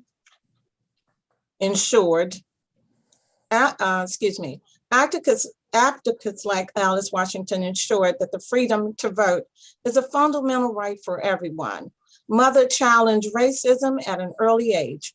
Her family were not able to vote because of the Jim Crow laws enforcing racial segregation in the South. Mother was a front porch influencer and motivator, empowering ordinary people to vote. In 1966, after the Martin Luther King assassination, there were many struggles. She realized that the power was in the community for the people's voice to be heard and the reason for them to vote and the reasons for them to vote. Her advocacy of nonviolence resistance to injustice was taken very seriously. She directed voters to the registration polls to ensure that they voted. Her focus was on helping families to excel, register for training programs, upward mobility programs, housing, and to make sure that they would get off welfare, to build better lives for their families. Mother did not live to see our first president, Barack Obama, unfortunately. In 2004, Mother became ill. She still tried to help others until her passing with a heart disease. Mother loved God, family, and her community, and the power of the right to vote. Some of her accomplishments were to help families recognize this was their only way out of poverty, was to receive training, education, attend business ownership programs. She told families how to register for the $1 first home ownership programs. Her quote was, "Go with the flow. The Washington family icon is gone, but not forgotten." Alice Washington's designation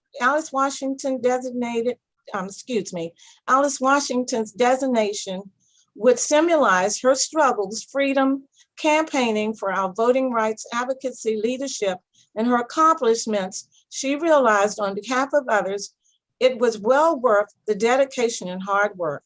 She knew that people have the voice and they are required by the Voting Rights Act of 1965 to vote. Also, she remembered so many others who gave their lives for the rights to vote. This icon lives on for everyone in the values of her kindness, dignity, humanity, and spiritual values. The Washington family sincerely hope that this will help you to decide on your approval of the naming of the street of 2700 block of Sherman Avenue, Alice Washington Way. We thank you, sincerely thank you. Thank you, Ms. Washington. Thank you. Several questions. The first is probably the most important, and that is each of you spoke of your mother as Alice R. Washington. The legislation would symbolically designate the street at the block as Alice Washington. Do you want the middle initial included? No, not necessarily. Do you, Sandy?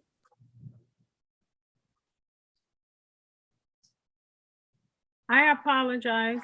You addressed a question to me? Yeah, is it important that the middle initial R be included, or is it okay if it's just Alice Washington Way? If it could, that would be nice. If not, we can move forward. I have no problem with that. I appreciate this platform here today to address that. Thank you so much. With blessings. Thank you. Thank you. When your mother moved here, did she move here with her 10 children, or were some of you born here in DC? There were 2 that were born in DC, and that's Sandra and Deborah.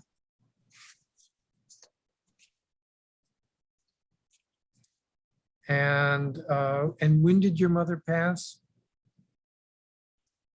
April the 12th, 2004.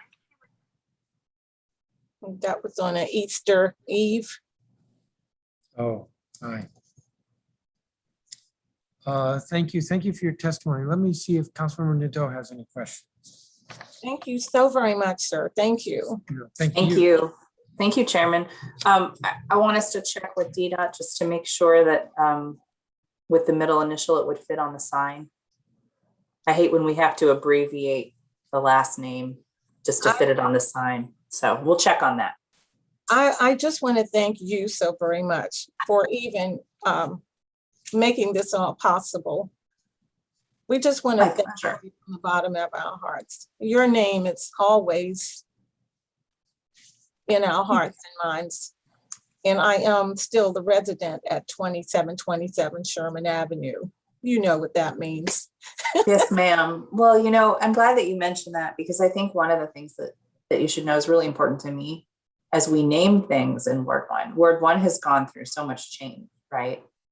And so when we name things in the ward, I really prefer to name after women and people of color or women of color when you can do both, because I think we need to make sure that we're honoring the people that have come before us, right? So you see Ted Williams Way, not far away from there, which was Miss Dolores Tucker's grandfather's, you know, and you know, all the longtime neighbors know, but I also know because we do this hearing, because of the way we wrote the bill, because we'll be inserting the statement in the record, that when people Google who was Alice Washington, this is all going to come up, right?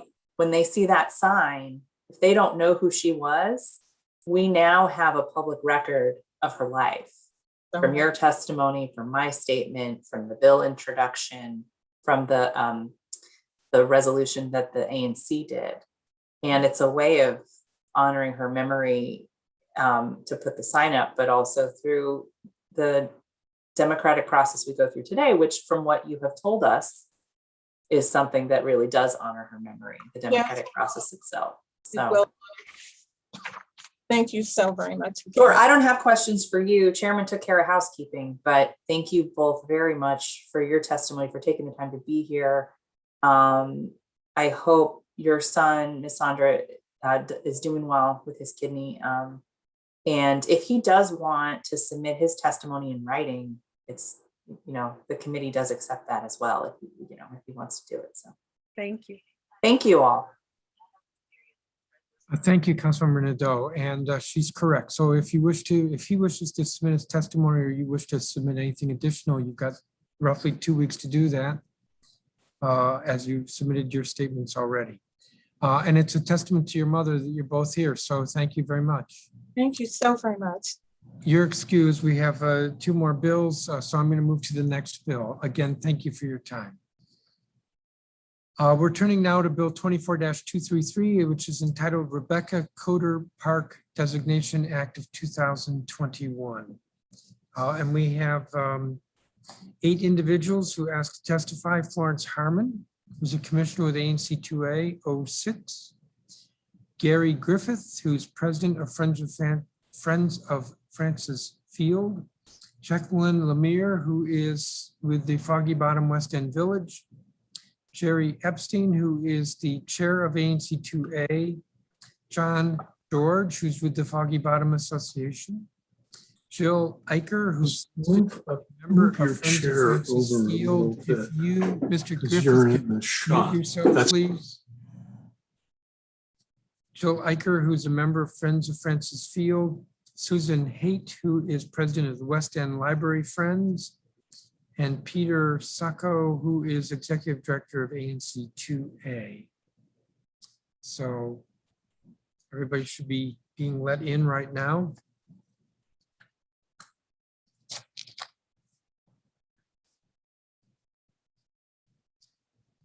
We will begin with Florence Harmon, Commissioner Harmon. Is she here? Yes. Yes, thank you so much, Chairman Mendelson. It's so good to see you and Councilmember Gray, who I know worked with Rebecca. And we're very good friends of ANC 2A when I was on the commission. Again, my name is Florence Harmon. I was an advisory commission member of ANC2A from 2007 to 2018. I was also chair for a brief while, and Rebecca was a chair.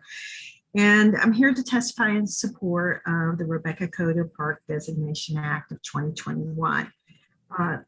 Several of you, and I can think by the number of people who have asked to testify, it's a real testament to Rebecca. She was just an outstanding person, and she was also a very effective and talented and dedicated ANC commissioner. She secured significant neighborhood benefits, and I would say that she probably transformed the West End neighborhood while undergoing very painful medical treatment. She was quite ill. She never let her constituents down. She never complained about her health. I worked with her for 10 years, very, very closely, and she always represented her constituents fully, no matter how ill she was. She put in, people need to know, ANC commissioners are volunteers. They are not paid. And I think there's been some remarks with some of these other designations. She did this not for political ambition. She wasn't going to run for office. She did this really for the good of the neighborhood and for the good of her constituents. And it would mean so much to everyone in the neighborhood to designate this small park adjacent to Francis Field.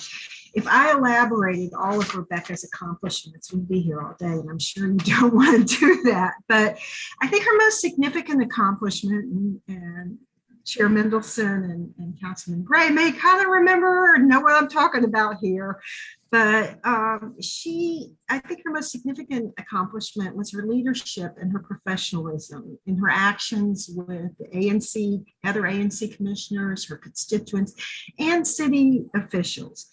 Just she came on, and she wasn't a zoning attorney. She wasn't an ABRA expert, but she quickly became proficient in zoning processes and liquor license processes, campus plan details, and a variety of other municipal functions. So she was so smart, and she was able to use her intelligence and her good judgment to get great things for the neighborhoods. Some of the things she's responsible for. When she came on, there was a controversy with harsh lights on Francis Field, shining into resident apartments. And she secured the removal of that and improvements to Francis Field. She established a neighborhood dog park through years and years of advocacy. She helped me overturn a developer who wanted to develop, and so did Councilman Member Mendelson and Chair Mendelson and Councilman Gray. She helped us save Stevens School, which is a very historic African-American school, and so it wasn't developed as condominiums. And it's been a wonderful result to Rebecca that it now serves the young children, of the neighborhood and other neighborhoods, not just ours. She secured the designation of an unnamed triangular park as the Duke Ellington Park to raise the consciousness of the African-American history in our neighborhood. She worked for redevelopment of the old ramshackle library that we had, of the fire station that was inadequate, and really our public servants should not have been living in it. To redevelop those, a state-of-the-art library and fire station, and with an affordable housing component. She worked tirelessly on that for years. She attracted wonderful new dining venues that have been really great community neighborhoods. She went after Oh. I have to note, you're 2 minutes over your time. Oh, okay, thanks. Well, Another just 2 pages of testimony. Okay, I will short circuit it, but I think you can read in my testimony all the wonderful things she did. And she was a significant force in the West End neighborhood. One thing I want to point out, we didn't agree on everything, but we worked collaboratively and we always talked things out. And I think that's lost a lot now in the current political environment sometimes. And I just really enjoyed her company. I miss her as a friend. And it would mean so much to our neighborhood if this small little part could be designated so that we could remember her accomplishments and remember her. So I would urge the designation. Thank you so much. Thank you, Ms. Harmon. Gary Griffith?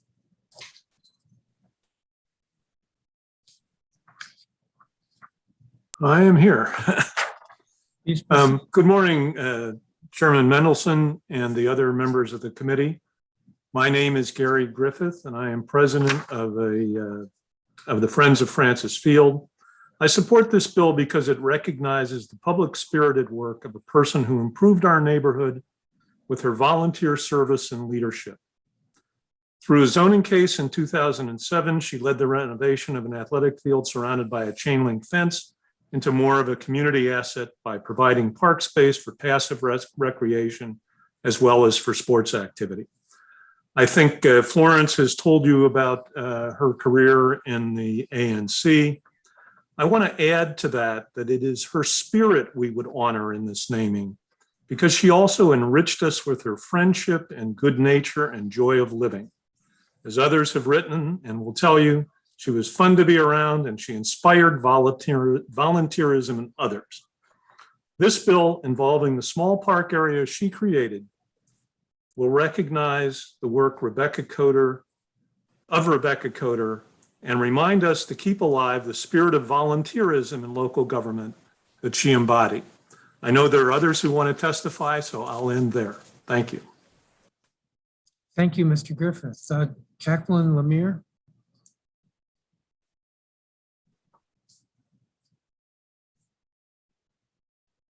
You are muted, so if you could start over unmuted.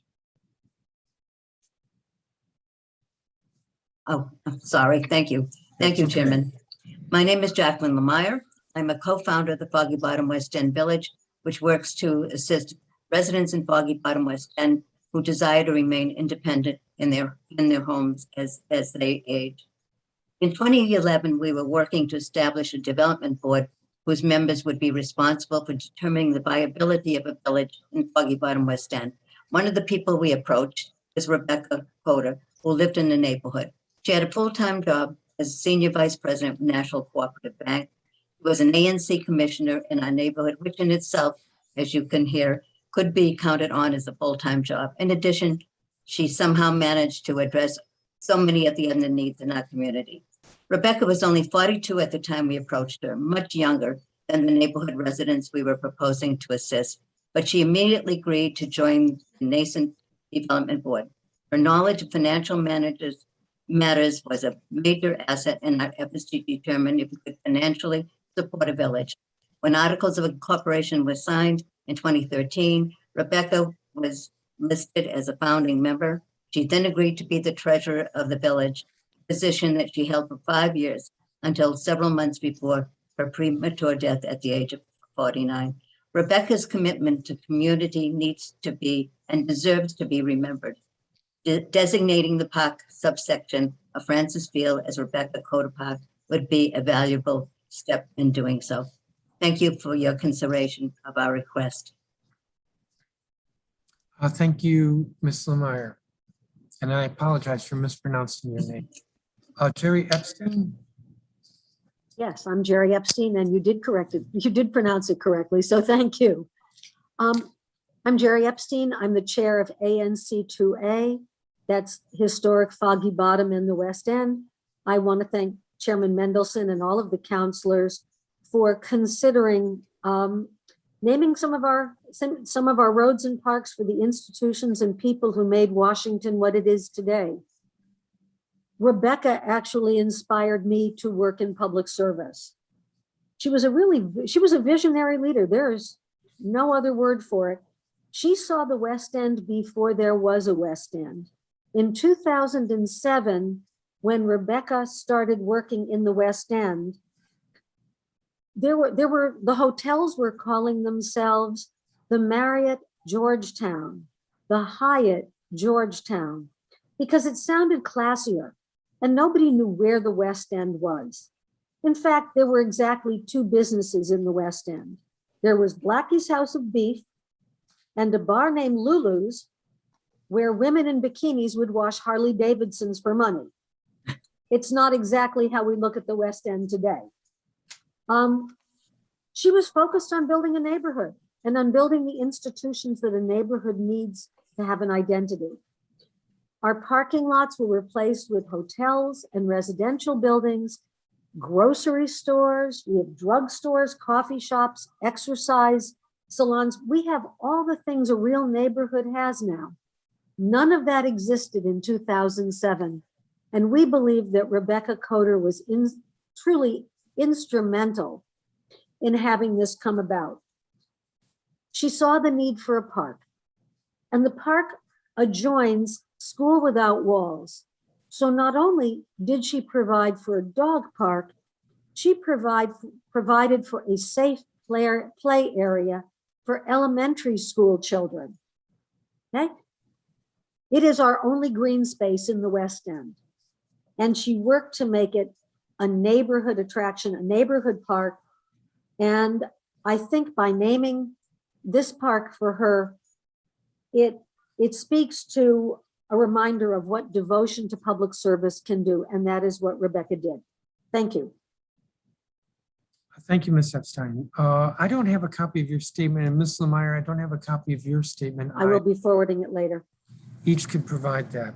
Yes. Again, the record's open till the 5 p.m. on the 15th of November. Thank you. The witness is John George. Hello, everyone. My name is John George. I'm the president of the Foggy Bottom Association. On behalf of the entire Foggy Bottom and West End communities, the Foggy Bottom Association fully supports Bill 24-233, Rebecca Coder Park Designation Act of 2021. This green space and the adjacent Francis Field, located on 25th Street Northwest, is within the Foggy Bottom Association boundaries. Part of the mission of the Foggy Bottom Association, one of the oldest neighborhood-focused civic organizations in the District of Columbia, is to enhance and protect the residential character of the community, as well as recognize and learn from our history. Rebecca Coder, a longtime Foggy Bottom West End resident, demonstrated so many tenets of our mission statement. She was an active DC resident and ANC 2A commissioner who focused on volunteerism and raising the quality of life of her neighbors. She was a founding member of and first president of the Friends of Francis Field, a nonprofit organization devoted to public recreation space. She dedicated many hours in support of Francis Field renovations for sports and athletics, but also for an adjacent dog park and quiet green space. The transformed area it is now couldn't have happened without her.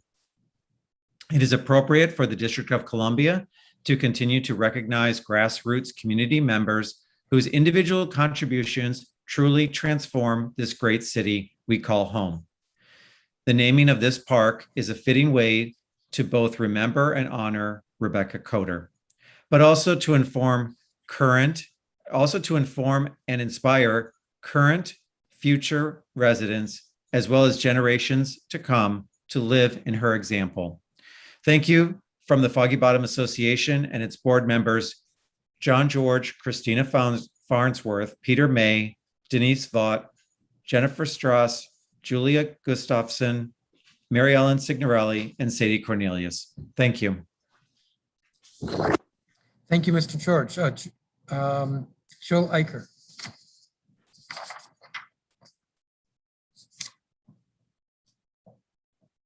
I see Ms. Eicher's name. I apologize, sir. Thank you Don't for the opportunity. apologize. Thank you for the opportunity to ask for your support of our initiative to honor Rebecca Coder. She was a truly exceptional person, ANC commissioner and friend, as so many have already said. Her brilliance, generosity, and grace inspired us, and our lives were made better by her decade of extraordinary public service. We loved her, respected her, and we have so much to be grateful for because of her many, many contributions to better our daily lives here in the West End. She simply was the heart of our neighborhood. Thank you so much for considering this bill. We so hope you will approve it. Thank you. Thank you, Ms. Iker. And you're a member of Friends of Francis Field, is that correct? That is correct. Yes, sir. Thank you. The witness list has Susan Haight, but I don't see her here. So I'll go to Peter Sacco. Good afternoon, Chairman Mendelson and members of the committee. Thank you for giving me the opportunity to testify in support of the Rebecca Coder Park Designation Act of 2021. My name is Peter Sacco, and I serve as the Executive Director of Advisory Neighborhood Commission 2A, which covers the Foggy Bottom and West End communities. I was first elected as a commissioner on ANC 2A in November of 2012 and had the great opportunity to serve alongside Rebecca Coder on the ANC from 2013 until her passing in 2018. During that time, I witnessed firsthand Rebecca's deep commitment to Foggy Bottom and the West End. You have already heard today about Rebecca's deep involvement in some of the pillars of our community, including the Foggy Bottom West End Village and the Friends of Francis Field. What I wish to speak to is Rebecca's overall commitment to the West End community. When Rebecca was first elected to the ANC in 2008, an election she won through a write-in campaign, she served as the sole West End representative on the ANC.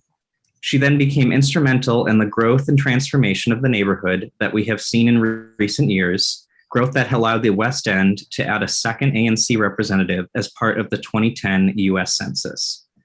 Rebecca worked heavily on the redevelopment of the West End Library site, the DC Public Library's first project to be funded through a public-private partnership.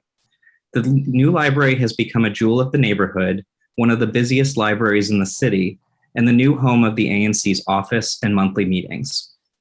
In association with the library redevelopment, Rebecca also worked heavily on the redevelopment of the West End's Square 50 parcel, which included a new home for DC Fire and EMS's Engine Number 1, providing crucial public safety resources for the community, as well as 52 units of affordable housing for households at or below 60% AMI, and 3 permanent supportive housing units for households at or below 30% AMI.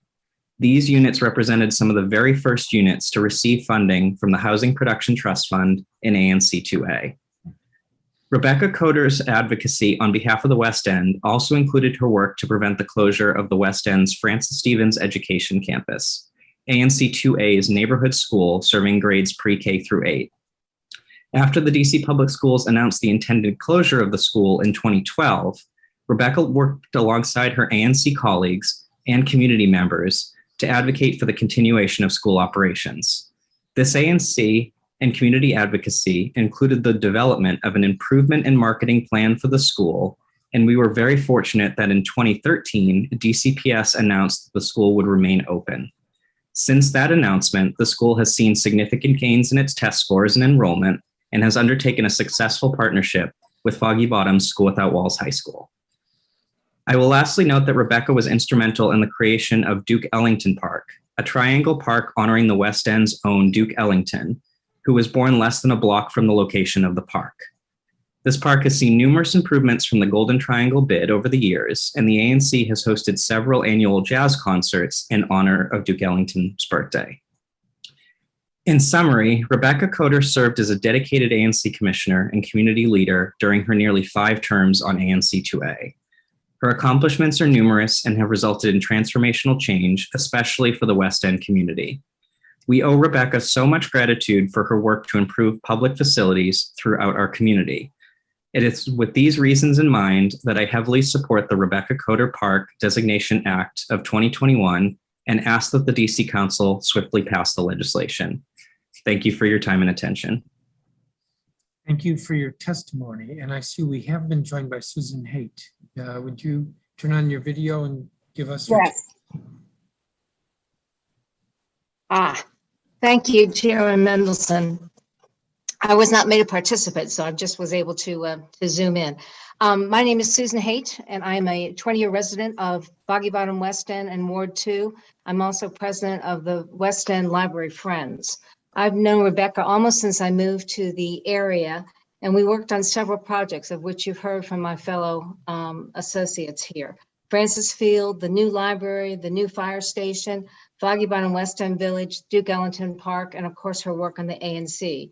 She was always well-informed, very generous with her time, was taken from us much too soon, and cared about her community and is very much deserving of this designation. Thank you. Thank you, Ms. Haight. We do not have a copy of your statement, so if you could provide that. Absolutely. So I have a few questions, and then I'll turn to my colleague, Councilmember Pinto. Actually, I may just have one question. The bill describes the area to be designated as the park subsection of Francis Field, bound on the east by 25th Street Northwest, on the west by the fence surrounding the athletic field, on the north by the concrete walkway into the athletic field's north gate, and on the south by the loading dock driveway for the building at 2501 M Street. Does anybody take issue with that description? Because remember, when we adopt this, that's the description. Anybody take issue with that? And we have a plat that you probably have not seen, and I'm not sure I could share with you, that tries to depict the area. It seems to be close to what, or similar to what Mr. Griffith has attached to his testimony. I just want to make sure that we have that correct. That is correct. Okay. That's the only question I have. Councilmember Pinto? Thank you, Chairman Mendelson. I really just want to thank you all, for your testimony today. Was really moving to hear about this wonderful person that clearly made such a lasting impact on our community, but also for your work in bringing this to our office and working with us to ensure that we get this introduced and ensure that we rename this section of the park after Rebecca Coder, which I think is, of course, not going to bring her back, but is one way we can honor her really thorough and thoughtful contribution. So thank you all for being here. Hopefully we can get this over the finish line. And thank you for your very moving words you shared today. Thank you, Chairman. Thank you, Councilmember, and I echo what you just said. I have no other questions for you. So thank you for taking the time to testify. Your testimony has been very helpful. And you all are excused, and we will turn to the last bill that's before us. Thank you. So, Bill 24-336, entitled the Wiltberger East Alleys Designation Act of 2021.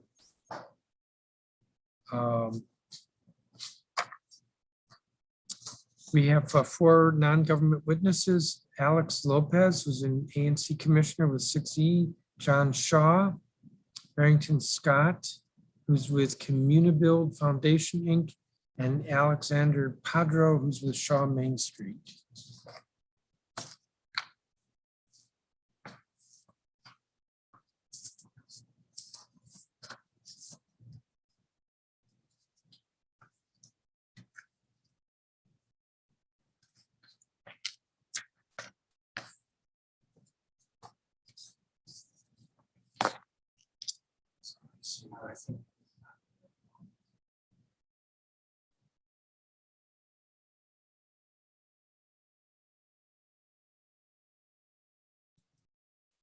All right, I believe we're missing Alex Lopez. Commissioner Lopez. We'll proceed with John Shaw.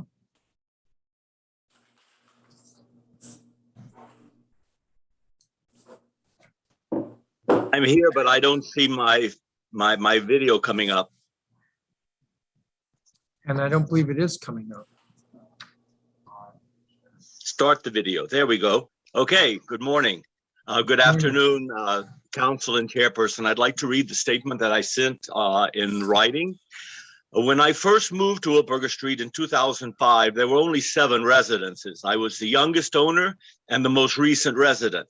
Today, only 15 years later, I am the oldest of the owners and the longest resident of the vastly changed street. When we make these symbolic name designations of the 3 alleys, future DC residents will have a starting point toward understanding the neighborhood's rich history and contributions. Also, on a more practical basis, with the increase of residents, visitors, and businesses, it's important to name the alleys for the clarity of mobilization. When I moved here, the Wonder Bread Factory, the Howard Theater, and the Fourplex on S Street were abandoned, now are all fully adapted and renovated. I understood the speed at which the community was changing and worked with the neighbors and developers to preserve 3 areas. The corner of Cecilia's Restaurant and Bar, recently commemorated by a symbolic street name, the whole Berliner Bakery building, now the Adora building, and the row house facades on the south side of T Street where Wilburger tees into S Street. I truly believe in the green, creative reuse of our architectural heritage.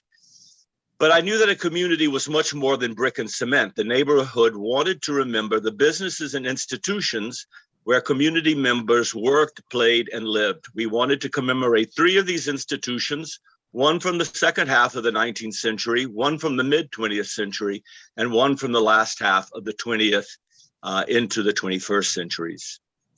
The first was the Wilburger Clubhouse. I was only witness to this last of the 3 institutions. In those days, there were only 7 residences in all of Wilburger. One of the 7 tiny row houses was the clubhouse. On Clement days, about 10 gentlemen would form a semicircle of chairs in the street, each allowing a sight line through the door of the row house to the big screen television in the living room. They would hold court, watch sports events, monitor any comings and goings of the neighborhood, and report to the residents a delivery or visit. My direct neighbor, Roland Swingon, was a club member, and I'm still in touch with one of his daughters who has preserved a trove of material about the club. But the club closed, the building sold, members died or gravitated away, and now this people institution, once commemorated in the Washington Post and City Paper, is remembered by only one Wilburger resident, me. Carolyn Swingon and the neighbors wish to see the alley adjacent to the original 7 row houses bear the symbolic name of the Wilburger Clubhouse. The second institution was the Joe and May Hurd All Sports Club. In recent years, this business was remembered only by a new cement block addition to the whole Berlin Bakery building.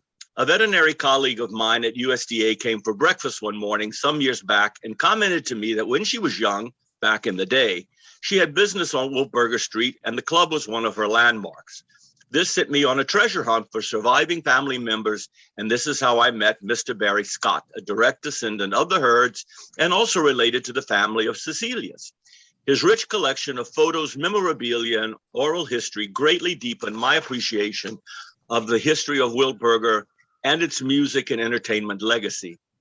We committed to preserving the business's memory and its impact by proposing to symbolically name the alley adjacent to the club's former corner after this wife and husband team. The whole Berlin building in modern times was the home of countless hot dog carts, which would make their way to street corners in the district, only to wind their way home at night to go through the washers and replenish their stock. But it was in its heyday a large bread baking operation when horses still pulled the carts for the delivery. The stable openings are now visible across the rear of the modernized building as the parking slots for the apartments above. DC HPRB has documented the extent of the business's involvement in the housing of its employees throughout the city square and neighborhood beyond. The original building was deemed significantly important as a uniquely old industrial structure and determined worthy of preservation in its entirety, including the internal structures. The bakery was a major employer of the community before the Progressive era issued in other large modern bakeries in surrounding neighborhoods. As the renovated building did not preserve the name of the business along with the structure, the neighborhood requests that our original business be commemorated by a symbolic alley name running past the former horse stables. Thank you for your attention to these requests. Thank you, Mr. Shaw. And your statement is very helpful. Barrington Scott. You are on mute.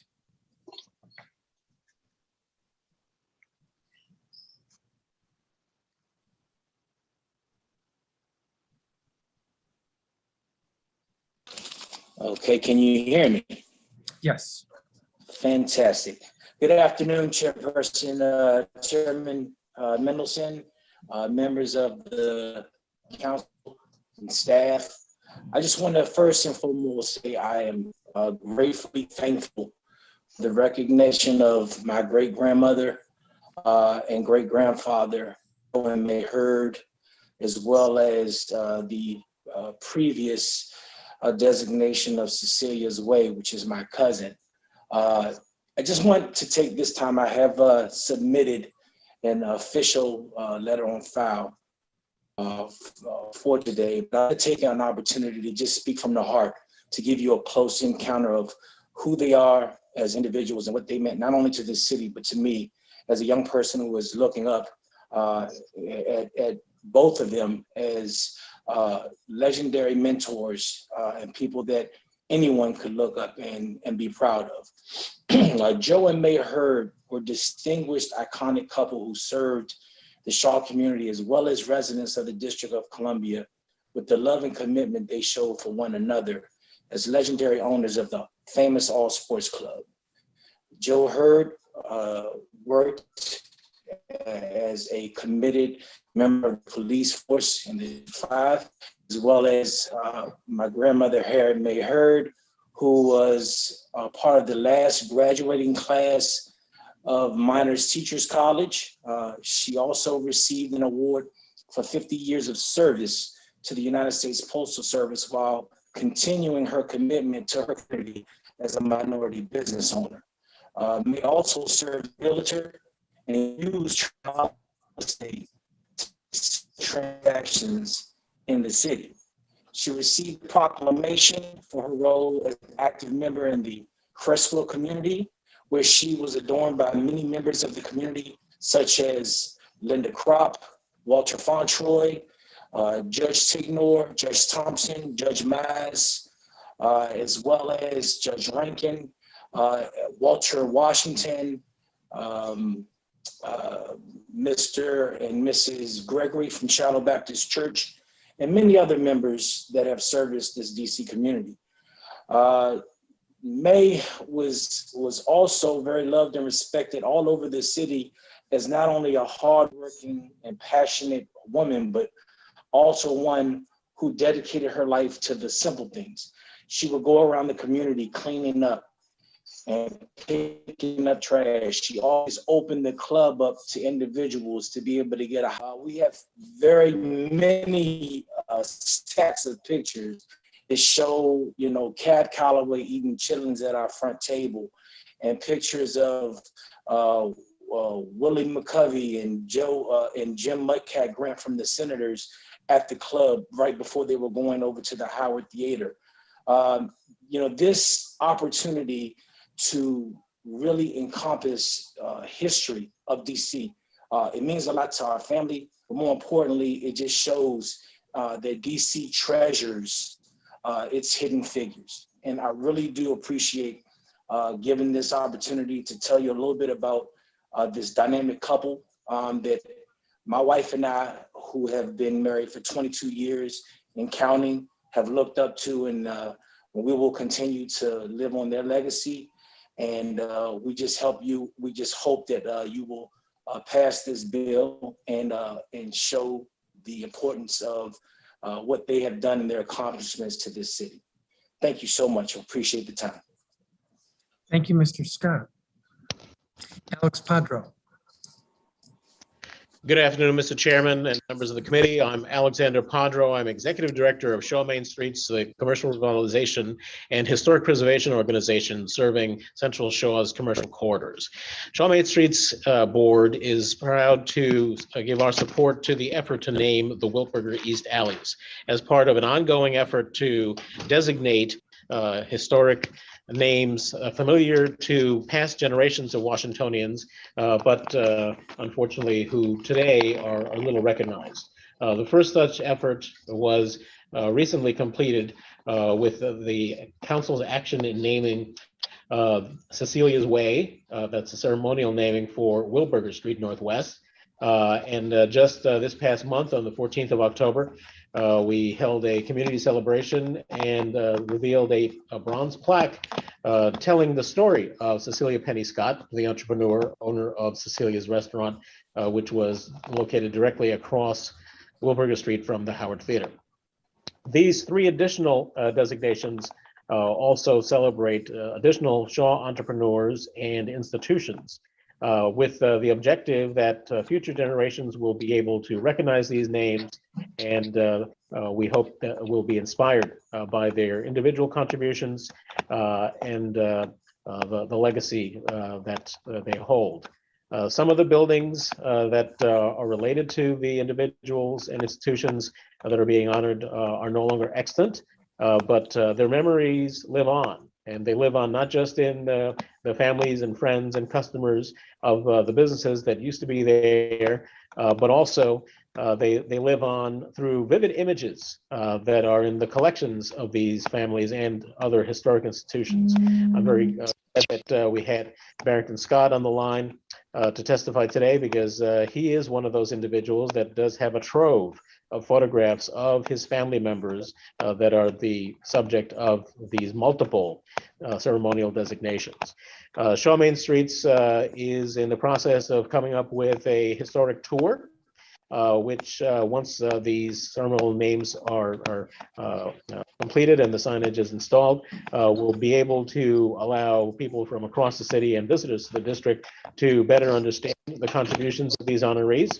And where appropriate, we will seek resources to come up with additional commemorations like the plaque that's been installed to Cecilia Penny Scott.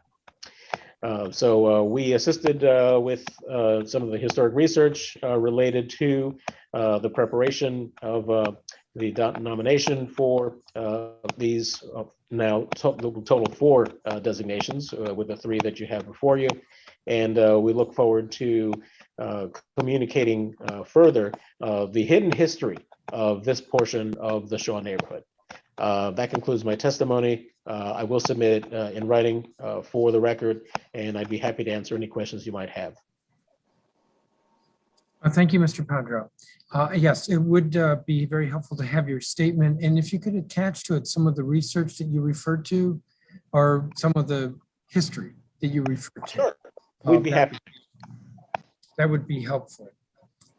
So let me see. I did not get testimony from Alex Lopez as a commissioner, but I did receive correspondence from the commission, and that is helpful.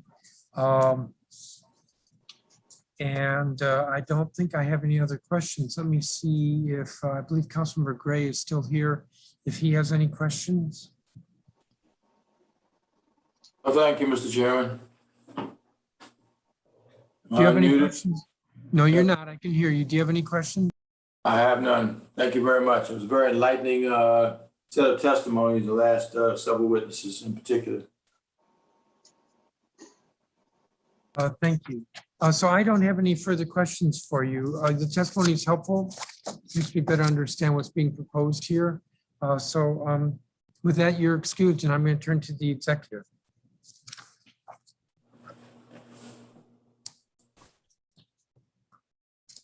And the executive is Brent Cisco, who's Capital Projects Planning and Design Officer with the Department of Parks and Recreation, and Dan Emerine, who is Manager of Policy and Legislative Affairs Division in the District Department of Transportation.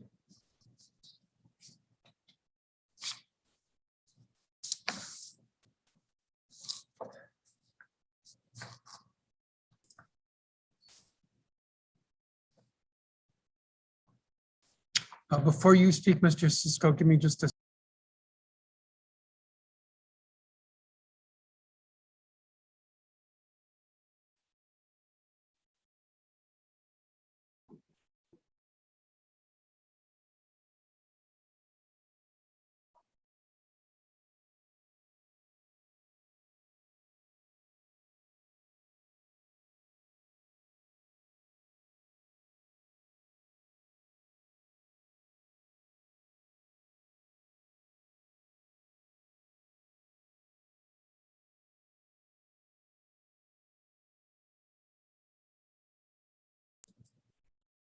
Thank you. Sorry to make you wait. I was just clarifying maps. Okay, Mr. Cisco, do you want to begin? Sure, I'd be happy to. Thank you. And good afternoon, Chairman Mendelson and members of the committee. Again, my name is Brent Cisco, the Capital Projects Planning and Design Officer for the Department of Parks and Recreation, and I'm pleased to testify before you today on the proposed designation of a community asset under DPR's jurisdiction, which is a subsection of the park at 2501 M Street Northwest in Ward 2, known as Francis Field. The proposed legislation designates a subsection of Francis Field that is to be renamed Rebecca Coder Park. The subsection is bound on the east by 25th Street Northwest, on the west by the fence surrounding the athletic field, on the north by the concrete walkway into the athletic field's north gate, and on the south by the loading dock driveway for the building located at 2501 M Street Northwest. DPR believes the naming or renaming of a public asset needs a robust public engagement process to ensure broad community support and awareness for any renaming action. So we would like to thank the Friends of Francis Field for their work in highlighting the public service of Rebecca Coder, and also for their advocacy in championing this renaming action. We do also note that ANC2A has passed a resolution in support of this renaming, and that Ward 2 Council member, Ms. Brooke Pinto, has introduced the legislation. As a result, DPR believes that a sufficient level of community engagement has in fact occurred. In this case, and in all naming or renaming actions, DPR does not take a position in support or against the renaming. And as noted in the legislation's introduction, Ms. Rebecca Coder was a founding member of the first president of the Friends of Francis Field, and was instrumental in helping to provide neighborhood-friendly, passive recreation in the subsection of Francis Field to be designated in her honor.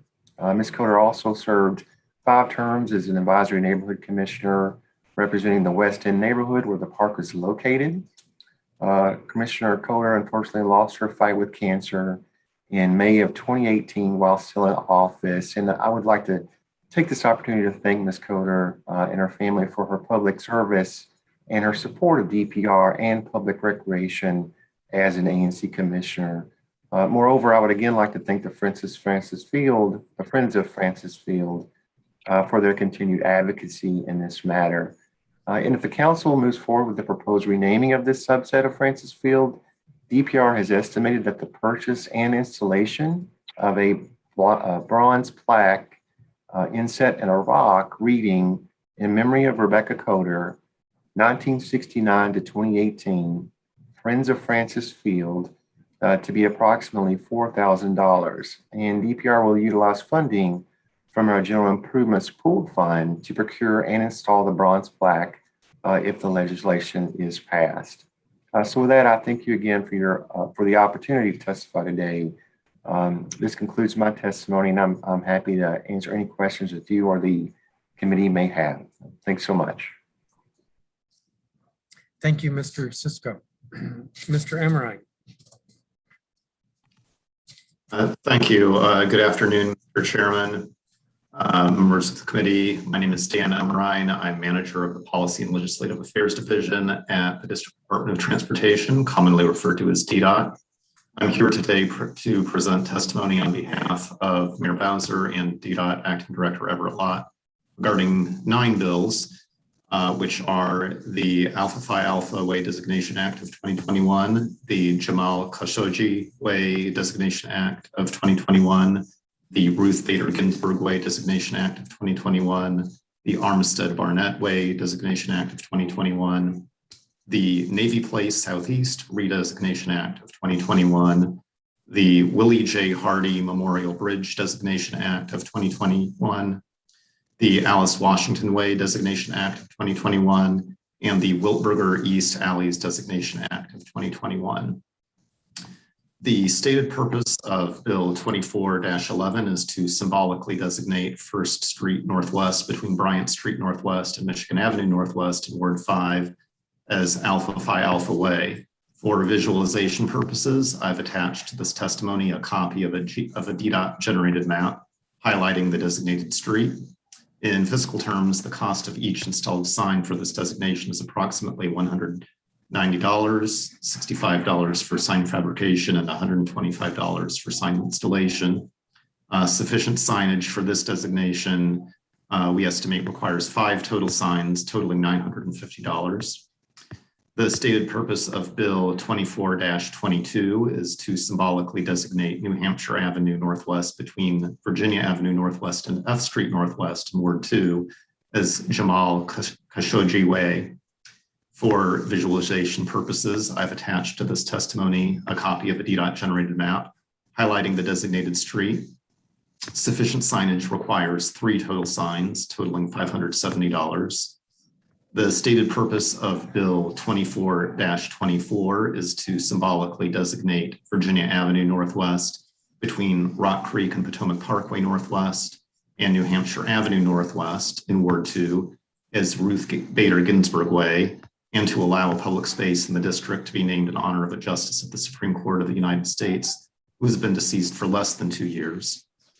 For visualization purposes, I've attached to this testimony a copy of the DDOT generated map highlighting the designated street.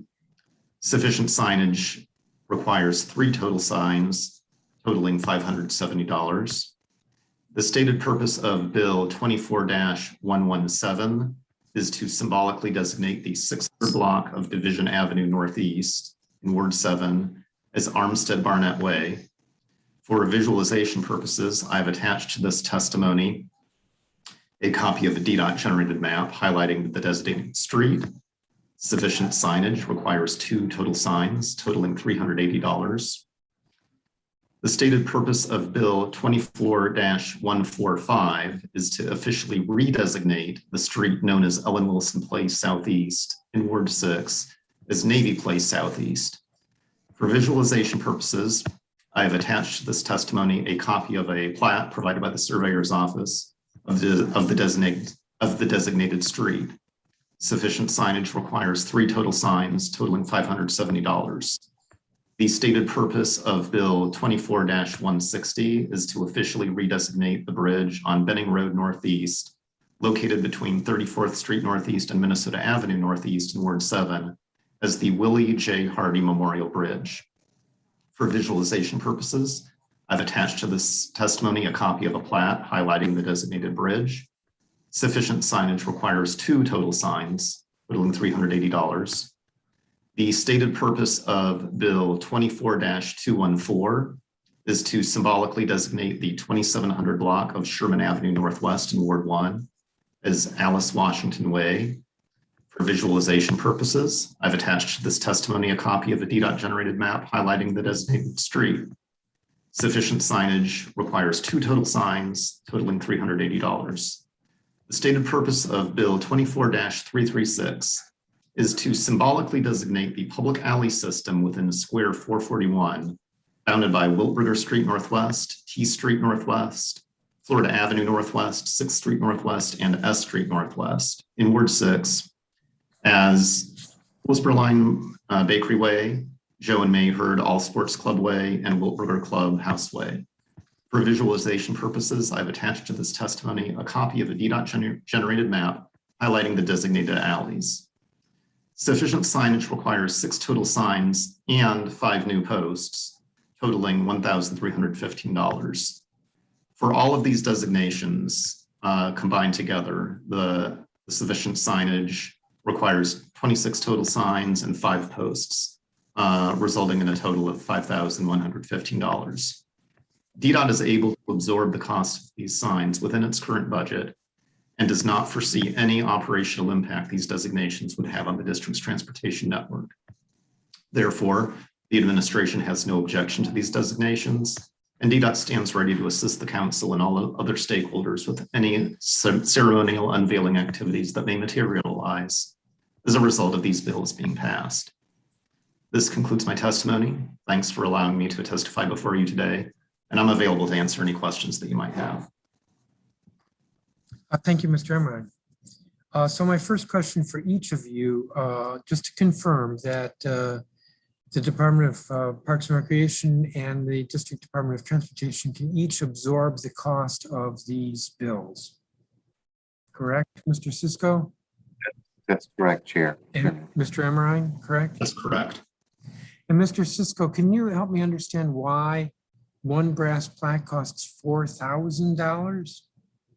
That does seem expensive. I think it's a combination of the plaque plus the boulder. I think in the legislation it actually says rock, but I think it's more of a small boulder with an inset plaque, a brass plaque. But I'm happy to double check that number, make sure that's accurate, and get back to you to your office. Because maybe there's some ways to reduce the cost. I'm not quite sure what that means. And I'm not suggesting something other than a plaque and a boulder, but now I do have some technical questions. I think these are all for Mr. Emmerich.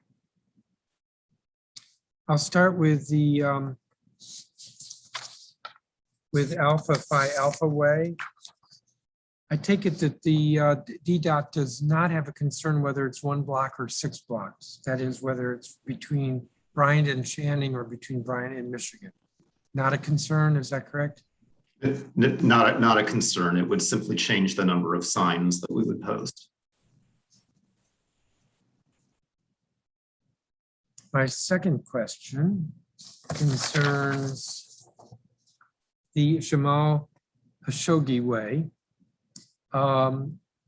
That street block has a little bit of a challenge. There seems to be a sign at New Hampshire and F, but not a sign at the other end of the block. I'm not quite sure how to describe that because it's not at Virginia, it's at that circle. So there are actually 2 signs, 2 existing street signs. One is directly in front of the Watergate near the circle. And the other is directly across the street on the other side of the street from that sign and in front of the Watergate. That would be at the F Street end of the street segment, am I correct? Well, I believe that's closer. The 2 signs that I'm referencing by the Watergate are closer to Virginia Avenue. So closer to that Y. Well, it would be wonderful if I had a current Google map, or I have a Google, not map photo, but street view.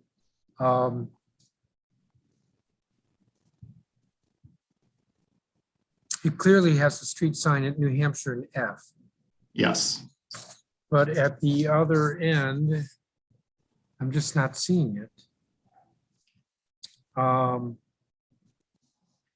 Would it be inappropriate to put the ceremonial signs on some of the other lampposts around there?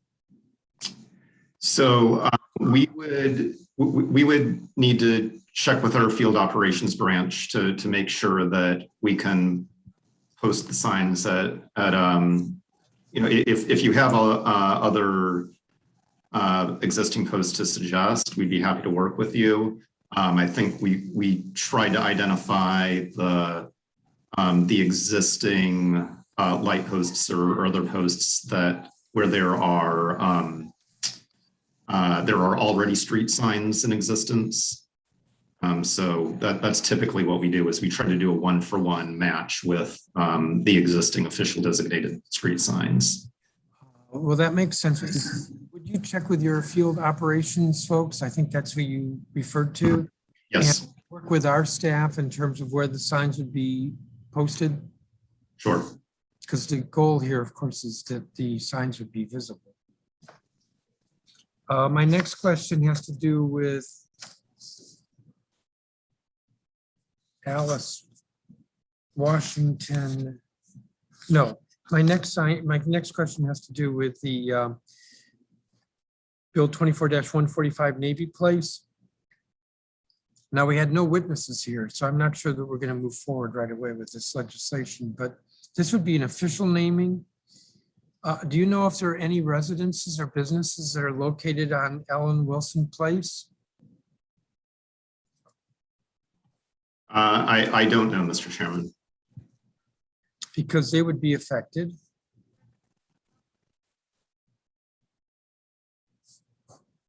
Do you know the reason for the proposed renaming? Because it's official again. We do not. I don't believe, to my knowledge, we have not been contacted directly by any council member or council staff regarding the origin of this designation request. Okay, well, that is a concern, is whether there are any residents or businesses that are on Ellen Wilson Place. My next question. Excuse me. My next question has to do with Alice Washington Way. You may have heard there was a little bit of question answer about her middle initial. Does it matter with your signage if there's a middle initial and whether it includes a period?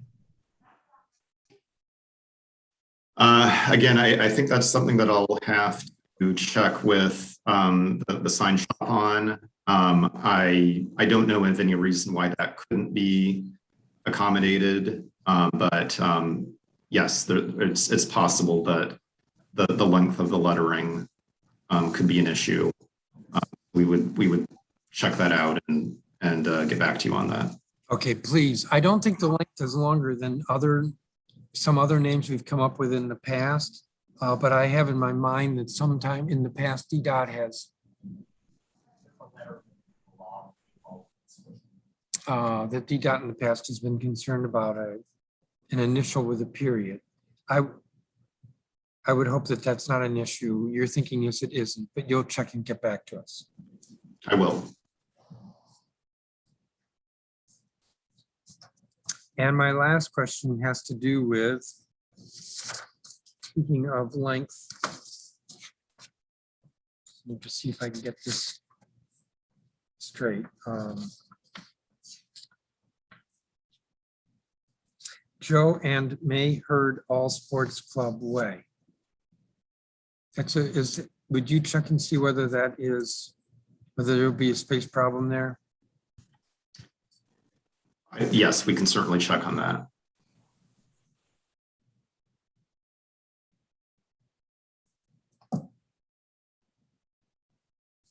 The other names don't seem too long. Wilperker Clubhouse Way, Holsperline Bakery Way, but that one is longer.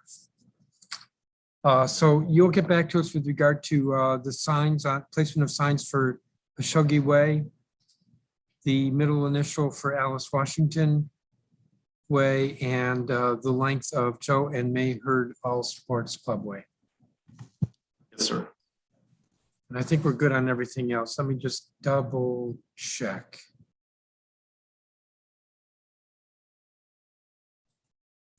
I don't have any other questions for you. Thank you, both of you, for your testimony. And not to forget, Mr. Cisco, you'll get back on the cost. Yes, sir. Okay. Thank you, each of you. That's going to conclude this hearing. This has been a hearing on, I believe I said at the beginning, 8 bills, but it's 9 bills concerning the naming, official or symbolic, of mostly streets, some alleys, and a park and a bridge. The record in this matter will close at 5 p.m. on Monday, November 15th, 2021. The time is now 2:06 p.m.